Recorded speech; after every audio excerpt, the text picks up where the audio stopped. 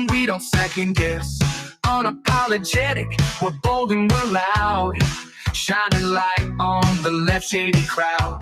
Oreo Express, rolling down the track, exposing the lies, ain't no turning back. Conservative fire, we're speaking the truth. At Oreo Express, this one's for you. So grab your boots, let's take a stand for freedom, faith, and the heart of this land. Oreo Express, let's roll, let's go.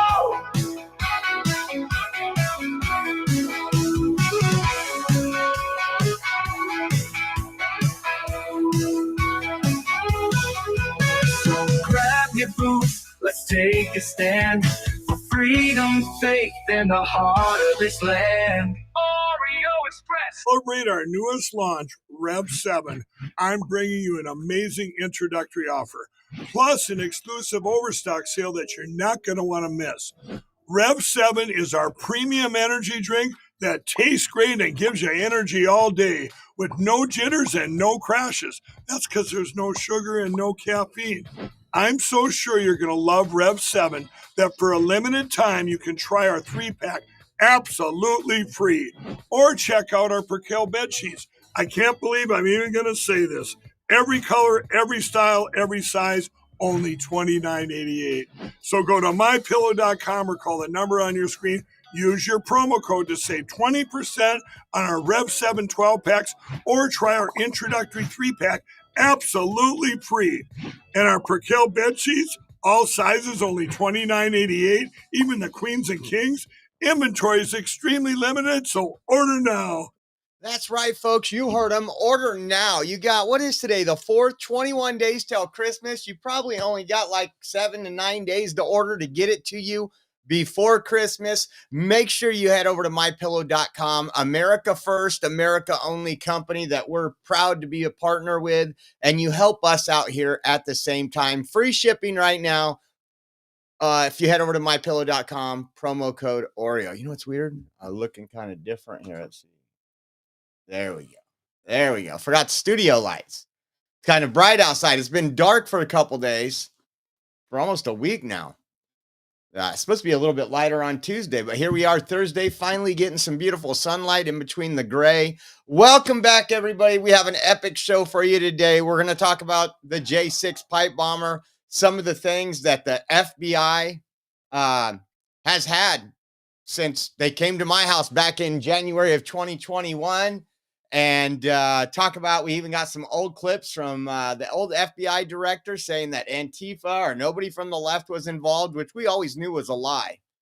And you have to wonder, this suspect being black, it didn't fit their white supremacist, lie that they were telling people. So we're going to get into that. We got some Gavin Newsom. We got some crazy stuff. We got some New Orleans City Council stuff that had to be shut down last night. We got some arrests in New Orleans from ICE, our great friends and lovely neighbors at ICE. God bless ICE. So we're going to get into all that and a lot more. Let me jump into the comments, and I also got a surprise for you. Let's see. Jay Lynn's in the house. Trina's in the house. JH Candy Bar. Pixie. El Ralphie. Texas Bigfoot. Who else is in here? Hunter, what's up? We got, let's see, Darlene over there on YouTube. See who else is. Deb, how are you doing, Deb? Jeanne, how are you doing? Sugar Bear, let me get down to the bottom here. I'll be here all day. Knucklehead Homestead made it in. Carol Burton, what's up, guys? Thank you. And you even got Real Woman in here. Texas RW. B. Norton, your package went out today. Thank you for responding to my email and congrats on that. I don't have the tracking yet because it's with Rachel, my shipping manager. That's what I'm going to call her today. But we got a lot to talk about. So we're going to get through all that and a whole lot more. But we do have a very short raffle. When I mean short, I mean it's tomorrow. We want to try to get these the last of the bills paid for this month. We got, like I said yesterday, we got three more to go. And so I'm just letting you all know now there will be a raffle tomorrow. I don't know if I'm doing one show or two shows. And I want to give a big shout out to, I don't know if he's in here, to our good Patriot friend, Cliff. He's in the chat under SW 9mm, Smith & Wesson 9mm. He came over on Giving Tuesday and donated some stuff. And I want to show you what comes into this raffle. And then I threw something in. I threw two things in, so you guys don't want to miss this. We know it's the celebration of America's 250th birthday. The White House, Trump's been promoting it. We went in DC. We went to the Army's 250th birthday, and this year we're celebrating 250 years. So we got a couple hats here. We got the United States of America 250th anniversary hat. We got the United States of America 250th anniversary red hat. You can see that in there. And then let me show you what else we got here. I got to figure out where I can put all this without losing it. Right there. We got this in the wokeness calendar 2026. So you got the man right there, guys. I seen this online before he dropped it off. This right here is a flag for the 250th anniversary of our country. I can't read it very well. And then some, these are pretty cool. This right here is a U.S. banknote. It says genuine legal tender U.S. bill. And these are commemorative coins, America 250 coins. Check those out. You guys can see that. There's two in there. There's even a stand for them. And it comes with, I haven't opened it up. I don't know if I want to.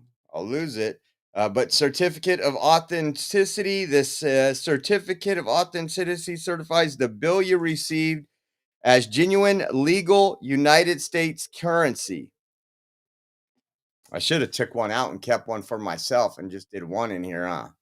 Man, so you'll get that, as well as we are going to throw in something big, as always. I know a lot of you want it. Christmas is coming. Let me see. Oh, was there something else in here? There was.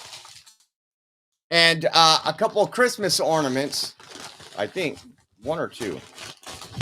Christmas ornament right here. This is two of them. And this is the United States of America 250th anniversary Christmas bell. So that, and then we're running low on inventory too on these. We got the MAGA hat that lights up.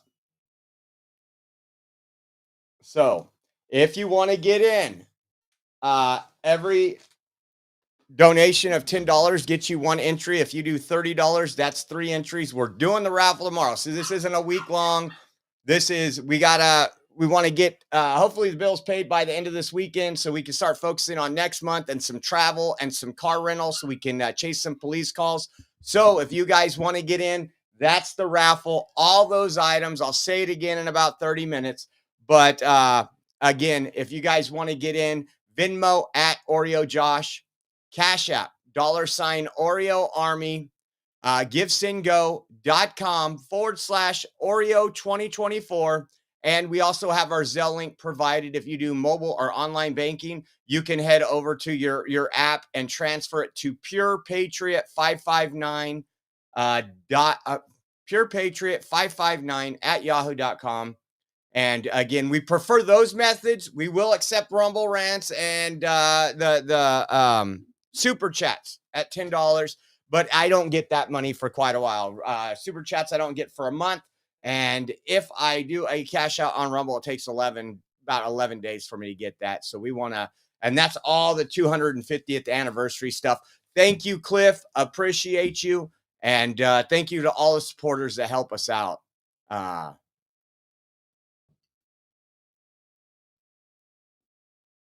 Let's see what we got here. Check this out. We talk a lot. We'll get into the J6 pipe bomb stuff, but we talk a lot about crime and people being released out of jail. Take a listen to this one. What is the charge for killing an officer? 15-year-old who has been arrested 100 Oh, hold on. times since August of That was 2023. in the wrong spot. Here we go. Hit the wrong button there. 15-year-old who has been arrested 100 111 arrests. times since August of 2023. Arrests included 55 car thefts and stealing from cars 45 times. At one point, police found multiple guns on the teen and took a phone as evidence. They say they found various Google searches on it, including, what is the charge for killing an officer? Is police murder a charge? And what is capital murder? Police say the 15-year-old was most recently released again in September. You just can't just say, we're going to let you back out to your mom or to your home if the home is broken without holding the home accountable. There's no accountability right now. CMPD says the repeat offender problem extends to adults, too. Timothy Massey has faced multiple charges this year and given bond for all of them.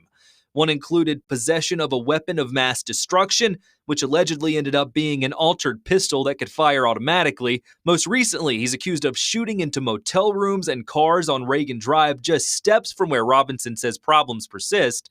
He was given a $50,000 bond for that charge. You got a court system that's just letting everybody out as soon as they lock them up. And so, it's almost, what's the point of even having a court system? You're just going to let everybody go. When I asked CMPD if they would call for different standards on who can be released after being arrested, they said a conversation may need to be had about judge and magistrate decisions. Man, that is crazy. Arrested 111 times since 2023. I don't get even. That's all you're doing is crime. If you're arrested 111 times in a couple years, there's definitely more times you're not getting caught than you are. Think about all that crime. And the judge knows this. The magistrate knows this. It's just crazy. I'm going to skip that one today. I did think something was kind of crazy. If you remember when Trump said tax on tips and eliminating overtime, tax on overtime pay, you had the left just going after, oh, that's dumb. That's not going to help anybody out. And then you had Kamala Harris saying, you know what we're going to do? I'm in Vegas today, and we're with Las Vegas Food Workers Union, and we're going to take we're going to change it where there's no tax on tips. And now, out of a shocking thing, and I didn't do all the homework on this, the behind the scenes, but I just thought this was interesting.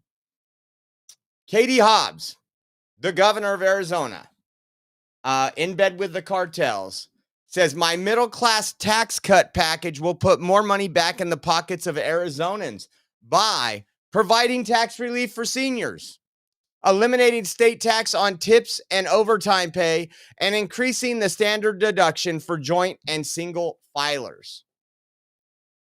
There was no article linked to it. This was actually from Governor Katie Hobbs herself. But as much as they're saying Trump is doing a horrible job and nobody approves of him, which is absolutely insane, they're going right along and following his policies in Arizona. Crazy, huh?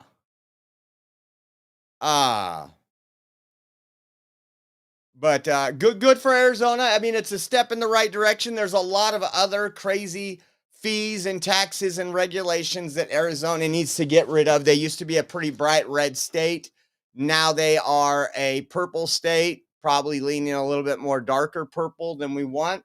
There's a lot of election fraud going on in Arizona. We know that. But it's just interesting how Trump's policies don't work. But here you have Katie Hobbs saying that Trump's policies work. So she's going to enact them in a state way. Gavin Newsom, no. Gavin Newsom actually says, oh, that's stupid, blah, blah, blah. Gavin Newsom wants to probably charge you double for overtime.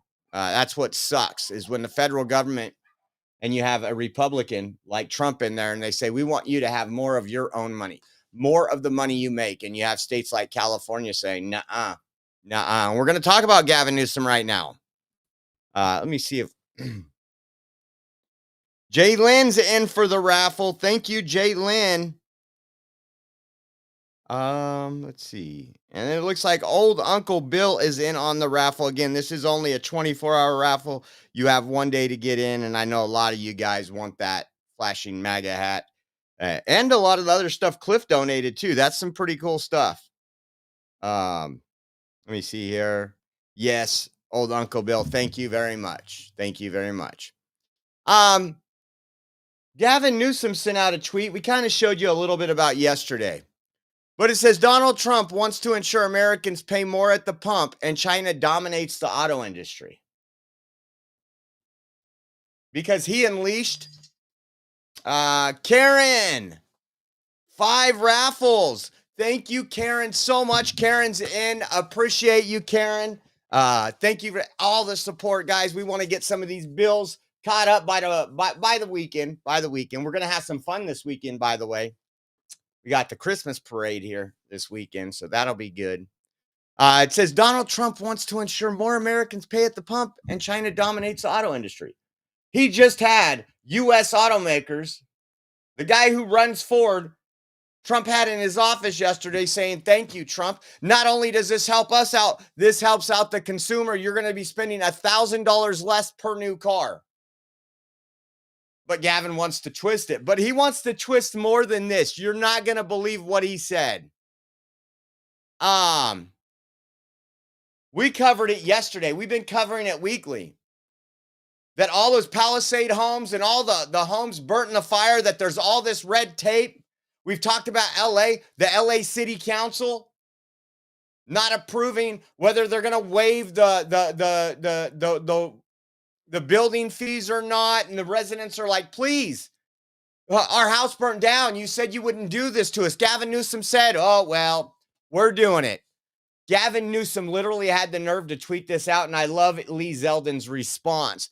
He said, in January, real Donald Trump looked me in the eye on the tarmac, promising Angelenos that he would help rebuild after the firestorms. 11 months later, he still hasn't delivered. That's why I'm headed to D.C. to push for long overdue federal aid package for survivors. Well, a lot's come out since then. As you guys know, the state is being sued now. A lot of that catastrophe could have been prevented. We know that. They didn't have anything stationed. They had reservoirs empty.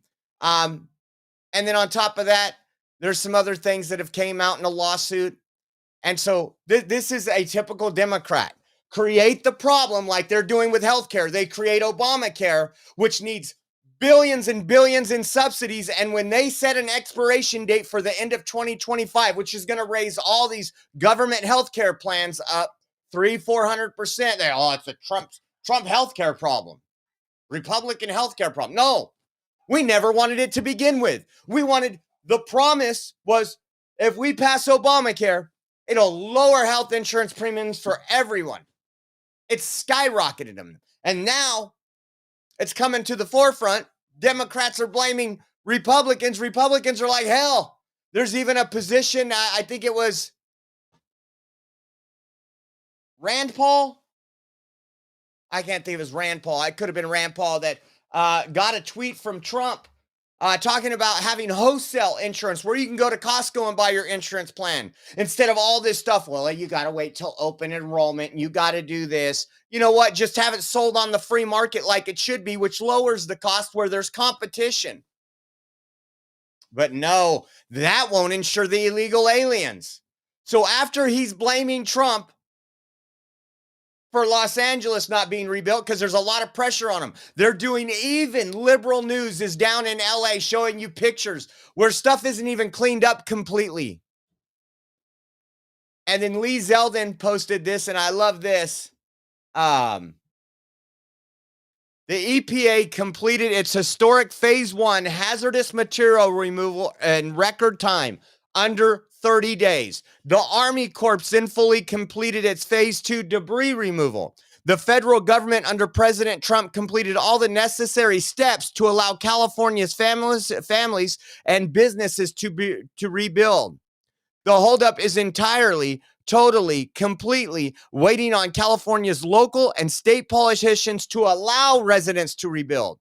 Governor Newsom should be thanking President Trump for all of the administration's help this year instead of his grandstanding trying to pin local and state incompetence on the federal government, especially after everything the president has done all year long, not to mention all of the president's work to get water flowing more and pushing for better forest management by the state. But it's Gavin Newsom. The normal Democrat don't like Gavin Newsom. It's the extremists that like Gavin Newsom. Nobody in their right mind can say things that Gavin Newsom did right. How about this? You guys don't live in California, don't know about this. We've been billed for 6 months on our phone bills. I don't have a phone bill in front of me. I got to pull it out tonight and pay it. I think it's about 50 cents a line. And there's a lot of lines in California. Think about for 6 years to fund the next generation 911 system. It's the next generation 911 system. Gavin Newsom has spent $450 million of that money and just scrapped the whole project because the technology doesn't work. Take a listen to this. State budget itself going up over 50% during that. Mr. Speaker, I rise to present some truly bewildering and completely unacceptable news out of my state, the state of California. I have been very critical of government performance in our state with giving taxpayers the services that they're paying for. And this latest example makes that point very, very clearly. For the last 6 or so years, Californians have been paying an extra fee on their phone service. This was due to legislation enacted by the legislature and signed into law by the governor. So all of these fees were collected for the purpose of creating a next generation 911 system, which honestly is something that we need. The system is quite outdated and antiquated and not up to the task of serving the many different kinds of emergencies that we get in California. So for the last 6 years, these extra fees paid for by California taxpayers, which are in addition to the state budget itself going up over 50% during that time period, these fees were used to build out this new 911 system. The state spent $450 million building out this 911 system. Well, just last week, it was announced that after spending all of this money, the state is scrapping the entire project because the technology does not work. It is absolutely beyond belief. The $450 million that Californians have been paying on their phone bill was absolutely, completely squandered, wasted by the state, which not only wasted all of that money, but has now left Californians with an inadequate 911 system because they need to start over from square A.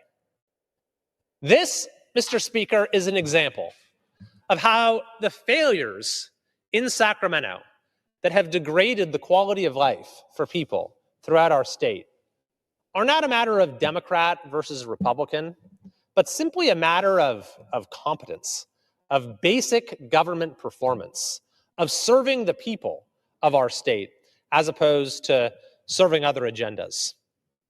So I hope that this latest debacle will be a wake-up call to demand the sort of accountability that our taxpayers are entitled to in California, and for the way the government in Sacramento is run to be completely revisited, to be reoriented in a way that is based on performance, that is based on competence, that draws upon the best practices of the private sector. So that's typical of California. I just want to show you someone put down here and actually analyze this. 50 cents a month. Now you guys know we have multiple phone lines. We have 4 just for when we're traveling from different carriers. So that's 4. That doesn't include my family. That doesn't include Rachel. So just 4 lines per month for 6 years. That's $2 per month total. 72 months. That's 144 total contributed to the 911 fund. That's insane. $144. And Gavin Newsom scrapped it. I bet you it's Trump's fault. I bet you it's Trump's fault. How about this? California Republican Party also tweeted this today. Now, we talked about, we actually have a fast food council here in California. Remember when we bumped up the minimum wage and we lost tens of thousands of fast food jobs? I was just at one the other day where once again, you walk in, there's 4 kiosks and there's literally a window where your food comes out when you order. Because again, if they could just put a kiosk there for probably the cost of about $5,000 and people are putting in their order and they have people back there, and pretty soon those burgers will probably be done AI mechanically, whatever. This is all because of, and this leads to other states. It's not just in California, because you can cut the cost of labor in a business. That's what you're supposed to do. If I ran a business and I say, hey, I have 72 employees, I can get rid of 10 employees and save $100,000 a year. That's what you're supposed to do in a business. It's called lean. I did lean manufacturing. So if we could cut costs, we did. But the California Republican Party shared this out today. And again, we have a fast food council. Only in Gavin Newsom's California do you spend $1.1 million on a fast food council that has not met since February, has no chair since May, and has produced nothing. This is what Democrat governance looks like. I'm telling you, I see it every day. I know some of you guys are in conservative areas. Do you still have your issues you need to deal with? I remember when I started this, and everybody, I live in Texas. I don't got to worry about any of that. Look at where you're at now. Look at where you're at now. Texas isn't so red anymore. And if you would have fought back then, you wouldn't be where you are today. That's why we all got to fight. I want to save Texas. I want to bring California back from the brink. Do I think California is savable?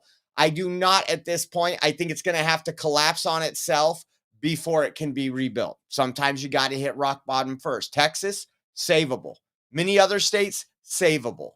But California is going to have to hit hard. Yesterday, we played a video while Gavin Newsom is on his 2028 campaign tour.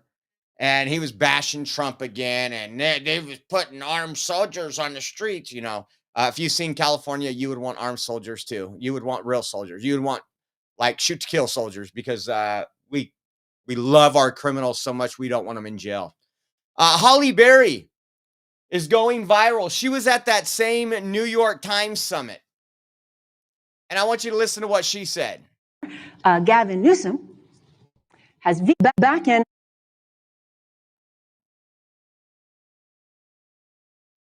My great state of California, my very own governor, Gavin Newsom, has vetoed our menopause bill, not 1, but 2 years in a row.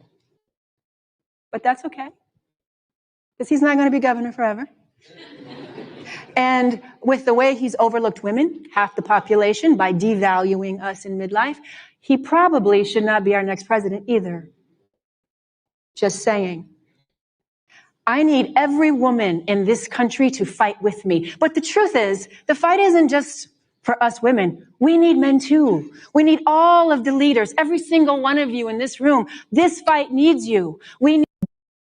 Thought that was interesting. That was probably shortly after he was on stage at that same conference. He's not doing well, guys. I was thinking this last night. I'm looking at the way at different contenders are governing. You have kind of Pritzker in Illinois and Gavin Newsom playing the same anti-Trump game. we're going to protect illegal aliens. We're going to protect the criminals. We're going to go against our federal, which should be law enforcement partners. We're going to go against them. We're going to try to demask them. We're going to make sure their families are doxxed. We're going to call them Nazis. We're going to encourage violence against these people when they're in our communities. And then you have Governor Josh Shapiro. The only reason he didn't get picked for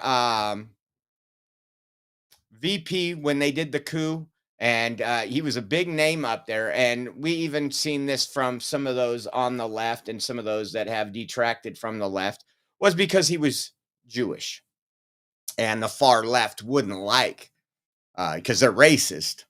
There are a lot of the words that they call everybody else, and so I've been watching him, and he's doing it a little different. He's doing it at a way that he can come out and say, listen, Gavin Newsom has destroyed his state. Look at the crime over here in Illinois and California. I've worked to create jobs. I've worked to do this. I'm not here to fight the other party. I'm here to move you forward. I can already see it now. I could do his speech right now when he runs. So it's going to be interesting to see at the least how all this goes. But Gavin Newsom trying to blame Donald Trump for the non-rebuilding, when we just played the city council meeting yesterday where the residents were begging the city council to do anything, and they postponed it again. They don't know if they're gonna give them permits for this, if they're gonna charge them this. It's just ridiculous. I thought this was one of the funniest things on the internet today. I wish I was in Minnesota for a day. I would drive by Tim Walz's house and call him a retard, because that's what he says is happening. Watch this. True. This creates danger. And I'll tell you what, in my time on this, I'd never seen this before. People driving by my house and using the R word in front of people. This is shameful. And I have yet to see an elected official, a Republican elected official, say, you're right, that's shameful. He should not say it. So look, I'm worried. We know how these things go. They start with taunts.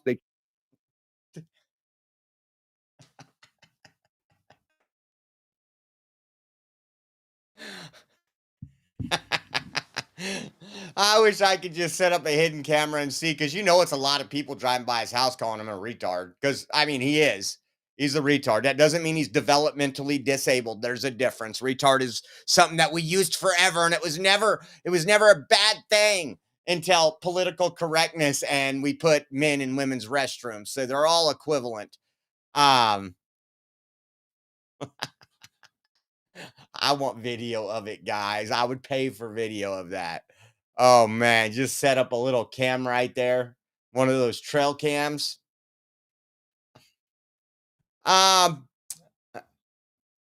Trump put this out, I think it was last night. Might have been early this morning.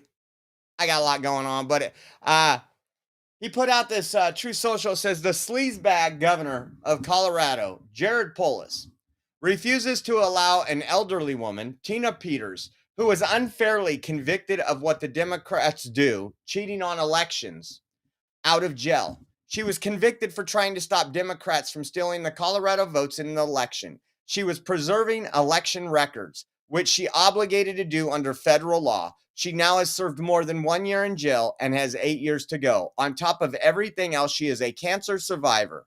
This lightweight governor, who has allowed his state to go to hell, Trinde Aragua, anyone, should be ashamed of himself. Free Tina Peters. And Jared Polis respond, we would all benefit if the president spent less time posting attacks and instead worked on ending tariffs and making Christmas more affordable for American families. Jared Polis don't care that there's somebody wrongly incarcerated, unless that person is justifiably incarcerated and they're an illegal alien. Then we got to go into the centers, make sure they're doing okay, right? But here's an American citizen. This is my point exactly, and what we've been talking about. We got a lot of border coverage here. We're going to get into the press conference and everything of the FBI here in a second. But free Tina Peters. It's just crazy. Okay, before we get into the FBI stuff, we got some stuff that happened back in 2021, 23 we're going to show you with FBI lying.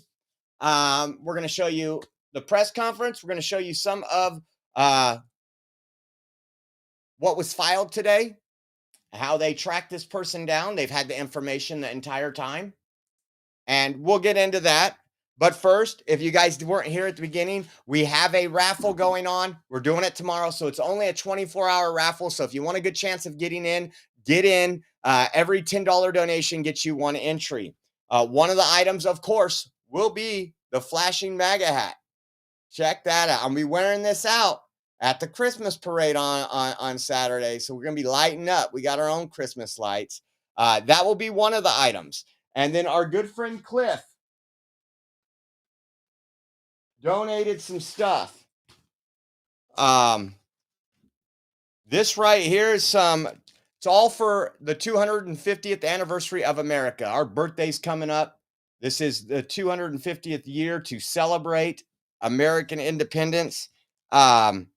It's these commemorative coins right here. Take a look. They're in the package. I'm not going to pull them out. And then it comes with a certificate of authenticity, U.S. banknote, that it's legal tender in the United States. Trying to see if I can see how much it is. And it's two different ones, but they both say America 250 on them. You look right there, you see the America 250. So that America 250 anniversary flag. So this has the anniversary of our great nation. In the wokeness calendar, Trump calendar, I know some of y'all like that. Check that out. In the wokeness calendar, I like that. I like that. Also, we got two United States of America hats, 250th anniversary. We got the red one and the black one. United States of America, 250th anniversary. And let's see where the other stuff went. And there is, I didn't lose it. Where'd I put it? There's also two Christmas ornaments, little bells for your tree. So you'll get them in time for Christmas that are also the 250th anniversary. I don't know where those went. I just had them. They might be under the box over there. So if you guys want to get in, again, we're trying to do the mad rush to get the bills paid by the weekend. It's always beginning of the month. We got to do something. So I want to say thank you to everybody that entered. Again, every $10 donation gets you one entry. So if you do $30, that's 3 entries. You can go to Venmo at Oreo Josh, Cash App, $Oreo Army. We also have givesendgo.com/Oreo 2024. And if you do mobile or online banking, our Zelle link, which they're posting in the chat right now, our Zelle link is purepatriot559@yahoo.com. Again, want to say thank you for everybody that enters. We can't do it without you. And we appreciate your support. We will be doing the live stream. I don't know if we got 1 or 2 live streams tomorrow, but if it's one, it's going to be in that live stream. At the end of that live stream, we will put up a random chooser, wheel of names, put your name in it, and it'll randomly pick live here on the air. So how about this? In November of 2023, Christopher Wray is asked about how the FBI was able to identify and arrest so many people who entered the Capitol on January 6th, but not able to identify the person who left the pipe bombs. Wray claimed that the FBI had done pretty much everything possible to find the January 6th pipe bomber. Okay. So you were able to arrest hundreds of individuals who were allowed into the Capitol, walked around, took selfies, but we can't find the individual who committed the most dangerous crime and attempted to cause multiple mass casualty events at the Capitol or around the Capitol. Congressman, we have an entire dedicated team focused specifically on this investigation. We've done thousands of interviews, visited, again, just in the pipe bomb investigation, thousands of interviews, visited thousands of residents and businesses, reviewed millions of pieces of data. There's something like 39,000 video files. We've assessed like 500 or something tips. We've done extensive public publicity. We've increased the reward money. We've got our lab working on it. We've got our WMD directorate working on it. We've got our Office of Technology Division, our cellular analysis team. So the folks that we have working on this investigation are working very aggressively on it. And I, as much as anybody, would like to see it solved. That doesn't float with what we're finding out now. And he also said cellular analysis. Remember, later on, they said they lost, that the data that they had only, for some reason, only worked for people that wore a MAGA hat, but it was corrupted. We're going to get into that. And I want you to remember these lies because we have the press conference coming up. How about this? Here is Chris Wray's FBI ditched the pipe bomb investigation if reports. Here is why Chris Wray ditched it. And this is what I'm thinking. Like, people are saying, oh, it was this person. When we get through this, I'm going to talk about. Let's Violent listen. extremism of any ideology. We have. This was, I remember, I think we played this live. I understand from your testimony previously that you did not see Antifa or left-wing groups playing a significant role in the January 6th insurrection. Certainly, while we're equal opportunity and looking for violent extremism of any ideology, we have not to date seen any evidence of anarchist violent extremists or people subscribing to Antifa in connection with the 6th. That doesn't mean we're not looking, and we'll continue to look, but at the moment, we have not seen that. And I understand from your... There we go. There was no Antifa. We've actually proved that's been debunked so many times. They actually arrested people. Antifa. You had Jade X or whatever. You had so many others there. There's people that are still antagonists, left-wing antagonists that were there with an I Caramba sign that was never investigated or arrested. There's so much lies here. Listen to Kash Patel. He shared this out.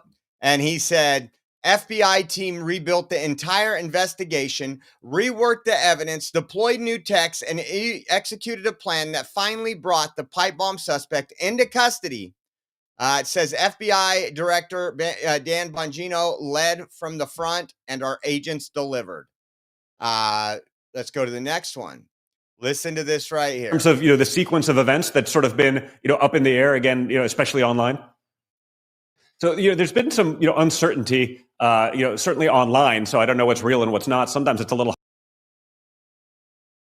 When these devices were actually planted, does this arrest crystallize the timeline at all in terms of, the sequence of events that's sort of been, up in the air again, especially online?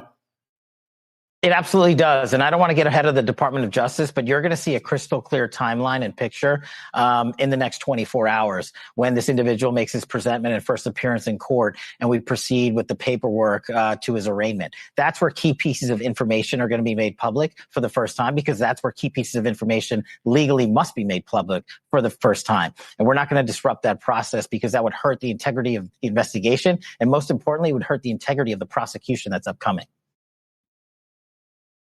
So I've always said the feds were somehow involved. And if that leads me to believe, and we're going to listen to this, and we're going to get into it, that once they found out the subject was black, that he was from a leftist family. We even got some of his mom's posts on Facebook before she scrubbed it. It's scrubbed now, let me tell you. All that said, I think there should be people charged at the FBI for covering this up. I don't know if that'll happen, but let's get into this right here. And we'll watch it together. This morning's operation was carried out safely and successfully. We know that there are so many issues when you're issuing search warrants. Dangerous things can happen, and this was carried out safely and securely thanks to all of the people standing around me. They have worked tirelessly on this. Today's arrest happened because the Trump administration has made this case a priority. The total lack of movement on this case in our nation's capital undermined the public trust of our enforcement agencies. This cold case languished for 4 years. Jan Garner is in for 2. Thank you, Jan Garner. I appreciate you, and continued prayers for your healing. Thank you, Jan. She's in for 2. Until Director Patel and Deputy Director Bongino came to the FBI. The FBI, along with U.S. Attorney Pirro and all of our prosecutors, have worked tirelessly for months, sifting through evidence that had been sitting at the FBI with the Biden administration for 4 long years. Let me be clear, there was no new tip, there was no new witness, just good, diligent police work and prosecutorial work, working as a team along with ATF, Capitol Police, Metropolitan Police Department, and of course, the FBI. We are working every day to restore the public's trust. We hope that today is a significant step towards that progress. We'll share more information when we can and when it unfolds. I cannot stress enough how hard Director Patel and Deputy Director Bongino have worked for months to make our nation's capital safer and to make our country safer. I'd like to introduce now Director Patel.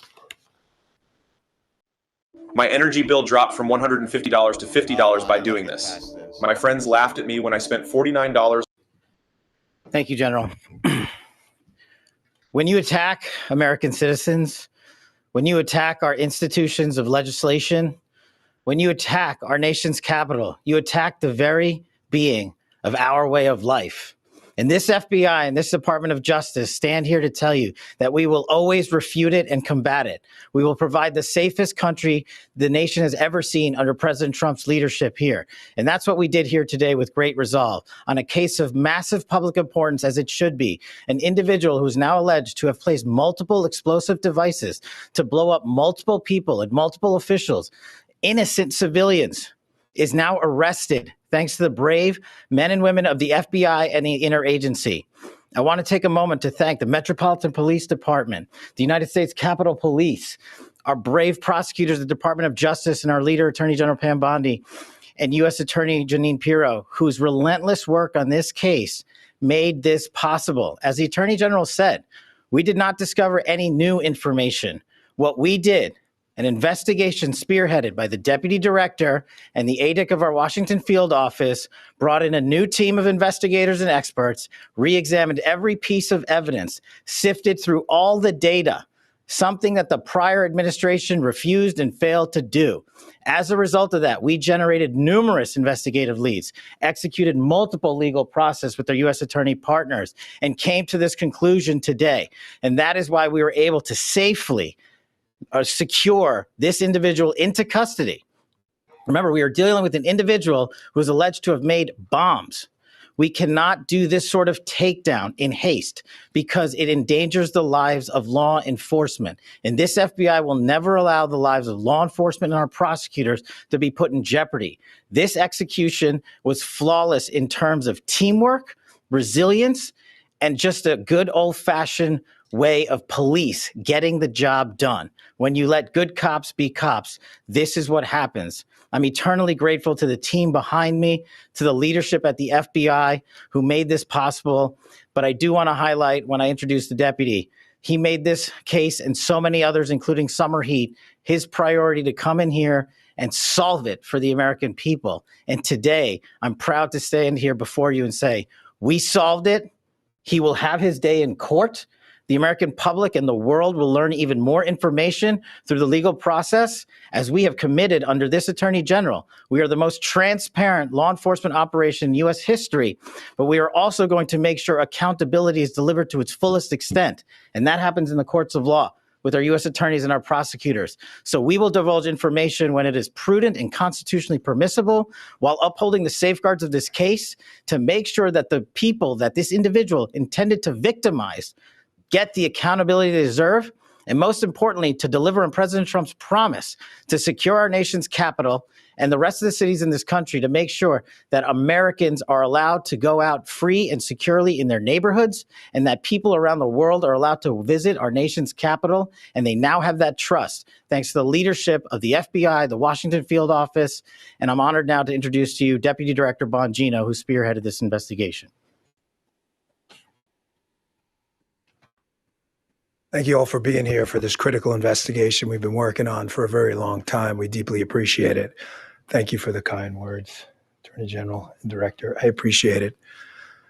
Folks, this is what it's like when you work for a president who tells you to go get the bad guys and stop focusing on other extraneous things not related to law enforcement. This is what happens. We had a great team. I know it's said a lot in this business. It was a team effort. It becomes cliche, but cliches are useful for a reason because they matter. And this was a team effort. The director and the attorney general emphasized that it was not a new public tip this came from. This was our internal work at the FBI. And I want to just really express my sincere gratitude to this attorney general and this president for allowing us the latitude. I spoke with Ms. Bondi very early when we, maybe day 2, and I said, we're going to get this guy. And she said, yes, you are. And we did. I want to also thank, he's not here, but Deputy Attorney General Todd Blanche, who we deal with often as well, who could not have been more supportive. Whatever process we need, Judge Janine, Todd, and Attorney General Bondi, they were there. All you had to do, they were a phone call away. And their team was amazing. We actually never had to make that phone call because they were always responsive. Thank you, Judge, as well. You were amazing. Folks, you're not going to walk into our capital city, put down 2 explosive devices, and walk off in the sunset. Not going to happen. We were going to track this person to the end of the earth. There was no way he was getting away. Well, we didn't have to track him to the end of the earth. It wound up in Woodbridge, Virginia. I want to thank the team. They were amazing. They never let this go.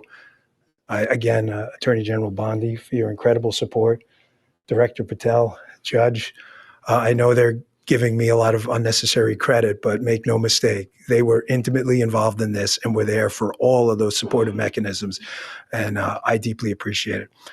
The man whose team did the work is the Assistant Director in charge of our Washington Field Office, Darren Cox. Darren's got some comments, and Darren has some more details on the case he can provide. So thank you all for coming. We appreciate it. Hi, good afternoon. I'm Darren Cox. I'm the Assistant Director in charge of the Washington Field Office. Today's arrest of the alleged DC pipe bomber is a momentous day for the American public, for the FBI, for our Joint Terrorism Task Force, or the JTTF, and our partners, the U.S. Capitol Police, Metropolitan Police Department, and ATF. We've also had a large number of other federal, state, and local departments that have worked on this investigation. And last but not least, the U.S. Attorney's Office. We all worked hand in hand to solve this investigation. This has been a long week in D.C. After the terrorist attack last week, the grit and determination of the FBI and our law enforcement partners is an example to the American public of what cooperation, partnership, and selfless service can accomplish.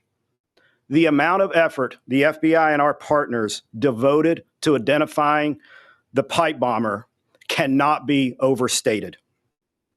It is the resolve and determination of our investigators that ultimately led to the identification and the arrest of this suspect.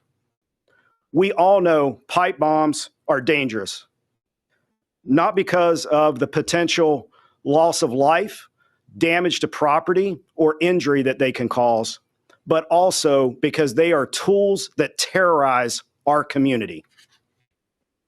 Fortunately, these bombs did not explode, although they certainly could have. But make no mistake, the alleged pipe bomber did terrorize our community. Today's actions underscore the long memory and the long reach of the FBI and our partners. I know some people had given up on finding the perpetrator, but not the FBI and not our partners. We do not forget, we do not give up, and we do not relent. Though it had been nearly 5 years, our team continued to churn through massive amounts of data and tips that we used to identify this suspect. I want to thank Director Patel and Deputy Director Bongino for their leadership and for providing us the resources and the personnel to reevaluate all of the data that we had. We dove into more than 3 million lines of data to come up with this suspect. Director Patel, Deputy Director Bongino, thank you for your support, thank you for your passion, and thank you for your investment in this investigation. From me, on behalf of the investigators, the Washington Field Office, and all of our partners, thank you. I'd also like to thank Judge Pirro. Judge, your team and you are absolutely amazing. You're the type of prosecutors and U.S. attorney that all of the investigators across the country want to work with. They're hard-nosed and they're aggressive. And thank you for that. I'd also like to thank the American public for providing tips and leads, not just on this case, but every day on cases across the country that are being solved by law enforcement. And finally, I want to commend all of the members of the Washington Field Office, and most specifically, the investigative team. Their diligence and persistence led to this arrest today. And they are absolutely, totally dedicated, not only to this case, but every case they work. So thank you, Washington Field Office. Last, I will say our work is not done. The FBI will continue to pursue every lead and use every resource that we have to ensure that the DC pipe bomber is brought to justice. Thank you. You keep hearing the words partnership and team, and that's what we are. And we could not do this without our U.S. Attorney, Jeanine Pirro. Jeanine, from day one, has worked tirelessly for our country and for our nation's capital. It's my honor to introduce my friend, U.S. Attorney Jeanine Pirro. Thank you very much, Attorney General. And you have been listening to a lot of thank yous and a lot of gratitude. The reason that we're thanking each other to the extent that we are today is because we have seen in this case an incredible collaboration around the clock, in the middle of the night. It doesn't matter. We call each other, we make contact, they need a warrant, they need something, someone wants legal advice. These are the men and women who never give it up. You hear about government employees, but I don't know if you really realize what it is that they do. They are incredible, and this case is big. 4 years, 10 months, and 28 days ago, an individual placed a bomb in the vicinity of both the RNC and the DNC. And for that amount of time, that individual evaded accountability. Today, as a result of the cumulative efforts of the men and women in the FBI and the police department and the Department of Justice, we are finally able to make an arrest of an individual by the name of Brian Cole. As the Attorney General has indicated, he is arrested for transporting an explosive device in interstate commerce, as well as the attempted malicious destruction by means of explosive materials. You know, folks, this case involved millions of pieces of data. And it is a huge win because it was like finding a needle in a haystack. So much of this evidence was very specific, but a lot of it was also very general. For example, there were 233,000 black end caps of the type that were used in this case. I want you to think about the fact that the FBI had to go through the sale of every one of them to try to find commonality with an individual, along with the purchase of the pipe itself, the cap ends, the wires, the steel, and the 9-volt batteries. Every one of those had to be mined and remined to the point where we were able to then connect. And make no mistake, it was this administration, it was this president who made the decision that we were going to use all of our efforts to get it done, and get it done they did. Finally, let me say this. Today begins the formal process of accountability, where this defendant will begin his journey through the criminal justice system. And I pledge to you that the United States Attorney's Office will take this case across the finish line. Again, thank you to the incredible work of the FBI, to the Attorney General, and to our local partners as well. This is a job that I think was well done.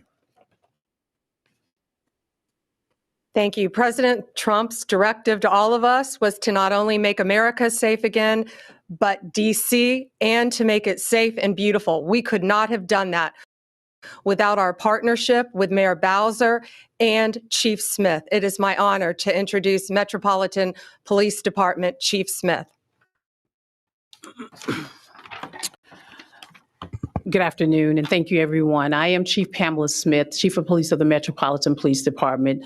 Thank you, Attorney General Bondi, U.S. Attorney Jeanine Pirro, and FBI Director Patel for having me here today. For nearly 5 years, the agencies standing here today have worked together under the leadership of the FBI to locate our suspect who is responsible for the 2 pipe bombs that were placed around our city. MPD members assigned to the FBI's Joint Terrorism Task Force have supported this case from the beginning. That supports include looking, reviewing, and going through countless, probably thousands of hours of CCTV footage from around the DNC and RNC headquarters, and they followed up on hundreds and thousands of leads from members of our communities.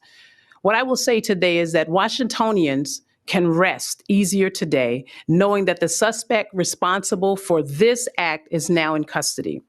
This morning's arrest is yet another reminder that committing any act with the intention of harming the residents and visitors of the District of Columbia will result in your arrest. The men and women of the Metropolitan Police Department, the FBI, the ATF, the U.S. Capitol Police, and certainly the prosecutors at our U.S. Attorney's Office will go to the furthest length. I heard somebody say to the end of the earth, but thank God we didn't have to go to the end of the earth today, that we were able to bring this subject into custody. I want to commend the men and women of the FBI and the members of the Metropolitan Police Department and all of the agencies who are standing behind me today on a job well done. I will turn it over now to Attorney General Bondi. We're going to take some questions. Just remember, as I said in the beginning, this is ongoing. It's very active. The search warrants are still being executed. Many charges potentially to come. So just keep that in mind when asking Many the charges questions. to come. Jake, Fox News. So you said it had been nearly 5 years. We all know that. And that you said there have been no new evidence. So can you say anything about the evidence that actually did lead to this arrest? And then secondarily, you're talking about additional charges possibly. Can you say what those you might be considering, or terrorism charges, or what? We can't discuss new charges, of course, yet, ongoing. But what I will say is this is why this was so incredibly important, more than any other case, is this is in our nation's capital where this happened. And now, thanks to the FBI, we know that this defendant was living just miles away from here in Virginia. So as to the evidence in the case, I'm going to let Director Patel take that, but it's still very active and very ongoing. Thank you, General. And as I stated earlier, and as the General has already reiterated, our job is to provide full accountability in the court of law with Judge Pirro's team. And in order to do that, we have to preserve the chain of custody and evidentiary value. What I will say generally is that when you go through 3 million lines of information, y'all can think about the amount of cell phone data that has to be ingested and triangulated and dumped and received. You also have to think of just sheer human ingenuity. We brought in a team of experts who are the best at what they do in their specific fields to reevaluate that evidence, to dive back in, and to not come back with a no for an answer until they they had found the suspect. And when you develop evidence, you get a search warrant. And when you get a search warrant, you get an address. And when you get an address, you hit the house. And that's what we did. Sadie, Wall Street Journal. Hi there. So what can you tell us about this person's motivations and whether they were driven by politics or for any other reason why? Right now, it's ongoing. Again, we just executed the search warrant early this morning. It's ongoing, but America's safer, DC's safer because he's in custody. Mary Margaret, Daily Wire. Thank you so much. So any theory on why Kamala Harris has never mentioned coming within 20 feet of being assassinated, and any news on why her Secret Service team took so long to find this bomb at the DNC? No, but what I will tell you is that evidence has been sitting there collecting dust. This wasn't a new tip. It wasn't some new evidence. It was the hard work of President Trump's administration, Deputy Director Bongino and Director Patel. I watched them from day one come in here and say, we are going to solve this crime. And they did, working hand in hand with U.S. Attorney Pirro and all of our great attorneys. Pierre, ABC. General Bondi, Director Patel, or Deputy Director Bongino, can you describe, was there a particular moment where the evidence is coming in and it's starting to look like progress is being made? What was the moment that you knew that you were on the road to solving the case? Dan, you want to take that? Yeah, sure. I was smiling at you because I certainly remember the moment. Darren remembers it too. He said, "Are you sitting down?" Called me on the phone. I said, "Oh boy, why? Is this bad news?" And he said, "I think we got him." What exactly that tip was, we're going to have to pass on that for right now while obviously we're in the prologue of a long book. This is just the beginning. This is not the end of the investigation, as you all well know, having reported on these for a long time. There's interviews to be conducted. The search warrant processing scene is not even done. So we're at the early stages. So that's the only reason I hesitate to tell you what the exact tip was. But yes, that was absolutely the moment. And it was due to the diligent and incredible work of a team in the Washington field office that came in and just scoured through this over and over and over and over again. In general, was it forensic? Was it a phone call? Was it something about a vehicle?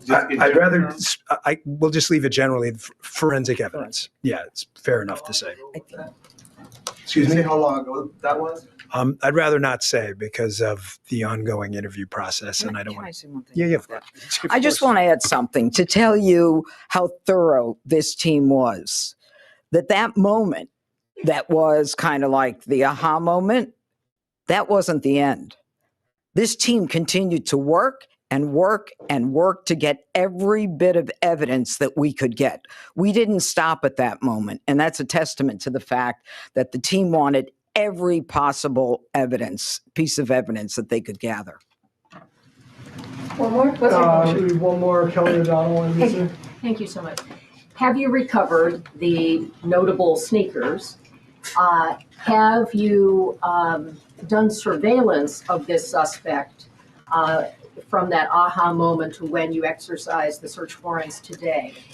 And obviously this happened on January 5th into January 6th. How should the public look at this case separate from all of the cases related to what transpired on January 6th and the president's subsequent pardons? I'm going to let Director Patel take the evidence part. We have to be careful again.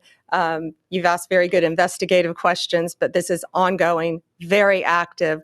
But America should feel safer today. We say a pipe bomb. These are bombs. These were live, active bombs that were placed in Washington, D.C. Director. Thank you. This shows you how much detail you and the American public have paid attention to this case. Of course, we analyzed everything that you're seeing on this poster board and information that you will see through the formal charging process and court process. But we want to let that evidence speak for itself because, again, we do not want to disrupt the accountability that we owe the American public. Yes, you heard about the cell phone tower data. Yes, you heard about, of course, we surveil individuals who we think we're going to blow up American citizens. But how and when we do it and why we do it is not something we're ever going to reveal unless the Department of Justice deems it fit at trial. So we appreciate your attention to detail and your hardcore investigative work, but you can just imagine some of those same skills were being utilized by this FBI, this Department of Justice, our partners, the ATF, and everybody across the board. And this is an interagency win for the American people. Radar before. Thank you all. And one more thing, this is the best birthday present I think Deputy Director Bongino could ask for today. Happy birthday, Dan, man. I told you there's going to be a lot of naysayers. There's going to be the Candace Owens out there that are trying to destroy TPUSA, knowing that destroying Turning Point USA destroys MAGA. There's going to be people, oh, this isn't it. You know, I'm sure there's more to the story. I want to talk about a few things. They talked about cell phone data. Remember, the previous FBI under Christopher Wray stated that cell phone data was destroyed.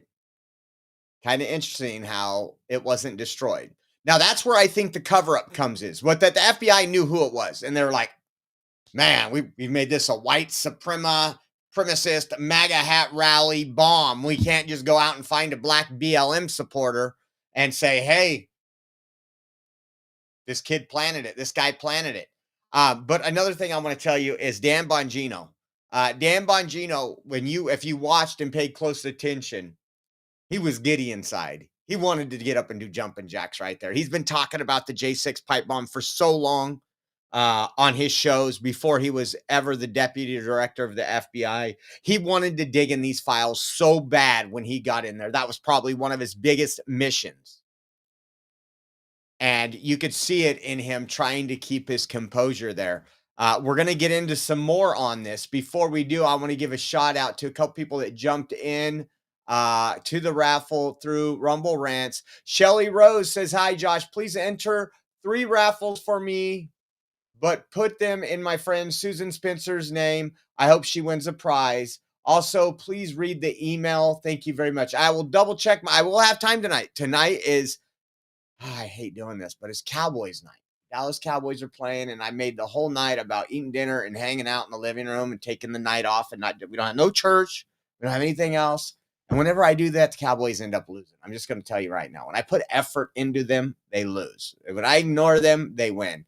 But I will check that out. Miss Hayes, thank you for being the real news you bring to us. Thank you for the real news you bring to us. Thank you, Miss Hayes. You are also entered. And then we had Fairness 2020 saying, great reporting. Thank you, Josh. Thank you, guys. Thank you, guys. We've been on this J6 thing forever. We've been talking about it. Part of our groups that were down there, you had leftists saying, oh, it was probably this person. Oreo was in, you can go back to Twitter. Oreo was in DC. It was probably him. I mean, you had so much. And now you're getting the paid activists on the left, the ones that actually contracted with the DNC to post to say, this is all a hoax, literally, that this is just a distraction from high prices. You can't make this stuff up. They wanted the J6 pipe bomber when they thought he was MAGA. But let's get into it. We got quite a bit more to cover. In the new details, I want to read some of this. Let me see if this is the same thing. So we got some pages. The legal document that was filed today in court. I'm going to go through them right now, and we're going to kind of pick through some stuff. I hope you guys don't mind. We're going to get down and dirty. And thank you so much, Fairness 2020. Appreciate you. Thank you, Shelly. Thank you, Miss Hayes. Thank you, Jan Garner. Thank you, anybody that enters in. We have our raffle going on. It's going to have the flashing MAGA light, our MAGA hat, the flashing MAGA hat, and all the America 250 stuff, including the commemorative coins that are legal tender that Cliff Smith & Wesson 9mm donated to us. So thank you all. So let's get into it. I'm going to put this up on the screen. I'm going to put it a little bigger so those of you that want to proofread for me. It says, Brian J. Cole Jr. is a 30-year-old resident of Woodbridge, Virginia, Cole is at 5 foot 6 inches tall, and Cole wears corrective eyeglasses. Cole lives in a single family house with his mother and other family members. Cole works in the office of a bail bondsman in Northern Virginia. Now, we're going to talk about this bail bondsman. We're going to talk about what he's worked as and how his father has sued the Trump administration. Many people don't know this. Back in his first term. It says Cole's purchases of bombing equipment. People think he went to Walmart and all these other things. Well, we have everywhere he went and what he did. The FBI has identified 1 bank checking account and 6 credit cards, the accounts used by Cole. The FBI obtained records for checking accounts and 3 credit cards for the time period between January 2018 to January 2021. 3 additional credit cards were obtained for the period of January 2018 to November 2025. The FBI reviewed transaction history of all these accounts. During 2029 and 2020, Cole purchased multiple items consistent with the components that were used to manufacture the pipe bombs placed at the RNC and DNC. Cole used the accounts to purchase these items from physical retail locations in Northern Virginia, as described in more detail below. Both pipe bombs were manufactured using 1-inch by 8-inch galvanized pipe with markings consistent with a particular manufacturer, the pipe manufacturer, product labeling. Cole purchased a total of 6 galvanized pipes of this size and shape on or about June 1st, June 8th, and November 16, 2020. The purchases were made at 2 different Home Depot locations in Northern Virginia, according to the pipe manufacturer. Approximately 26,000 of these items from the pipe manufacturer were sold in 2020, and over 22,000 of these items were sold to Home Depot. Both pipe bombs were manufactured using end caps, which were used to close the ends of the 8-inch pipe. The pipe bombs placed outside the RNC and DNC contained a mix of both black and galvanized end caps. The end caps had markings consistent with pipe manufacturer's product labeling. Cole purchased a total of 12 black end caps and 2 galvanized end caps from 4 different Home Depots in Northern Virginia on or about the following dates: October 22nd, 2019, March 10th, June 20th, July 8th, and November 16th of 2020. According to the pipe manufacturer, approximately 233,000 of the black end caps from pipe manufacturer were distributed in 2020, including to Home Depot. In addition, approximately 179,200 galvanized end caps from pipe manufacturer were distributed in 2020, including Home Depot. Both pipe bombs were manufactured using a 9-volt battery connector with attached red and black wires. The 9-volt battery connectors used in the pipe bombs had identifying information on the black and red insulated wires that were consistent with those distributed in North America by a known company and its predecessor, the 9-volt distributor. Cole purchased 5 of the 9-volt distributor's 9-volt battery connectors from Micro Center in Northern Virginia on or about November 12th. And December 28, 2019. Including cash purchases made during the December transaction, fewer than 8,000 9-volt distributors' 9-volt battery connectors were distributed in the United States between December 2017 and January 5th, 2021. I just want to say something. My thoughts are, and we'll probably find out more, but my part, as he went and bought more at later dates, they're probably going to find evidence that he built these and tested these somewhere near his home. You wait and see. It says both pipe bombs were manufactured using a white kitchen style timer. Cole purchased 2 white kitchen timers from Walmart in Northern Virginia on or about June 30th, 2020. Both pipe bombs used a mix of 14-gauge red and black electrical wire. Cole purchased 14-gauge electrical wire in red and black on or about May 23rd, and then again on October 22nd, 2019, and on or about September 27th, October 7th, and November 24th. Cole's purchase of 14-gauge red and black electrical wire were made from the Home Depot and One Lowe's location in Northern Virginia. Both pipe bombs were packed with steel wool. Cole purchased steel wool from a Home Depot in Northern Virginia on or about December 4, 2020. In addition to purchasing each type of component used to make the pipe bomb, Cole purchased equipment that would facilitate the manufacturing of a pipe bomb. Such items include safety glasses on or about July 8th, a wire stripping tool on or about November 14, 2020. That's interesting. November 14th was the Stop the Steal rally in DC, if you remember. We were there. I remember that because it was my son's birthday, and I called him from DC wishing him happy birthday. It says wire nuts, which are used to join wire together on or about November 14, 2020. Sandpaper on or about November 21st, 2020. A machinist file, a tool for shaping and smoothing metal parts on or about November 21st, 2020. Protective gloves and disinfecting wipes on or about November 24th, 2020. Following the placement of the pipe bombs on January 5th, 2021, Cole continued to make purchases of components used in bomb making. For example, on January 21st, 2021, Cole purchased one white kitchen timer and two 9-volt batteries from Walmart.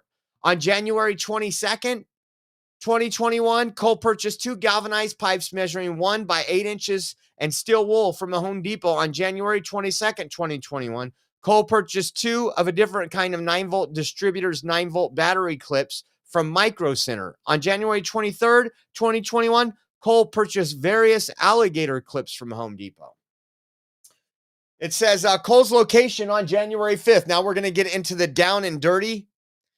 It says, since at least as early as January 5th, 2021, Cole has been the user of a specific telephone number associated with a cellular phone, Cole cell phone.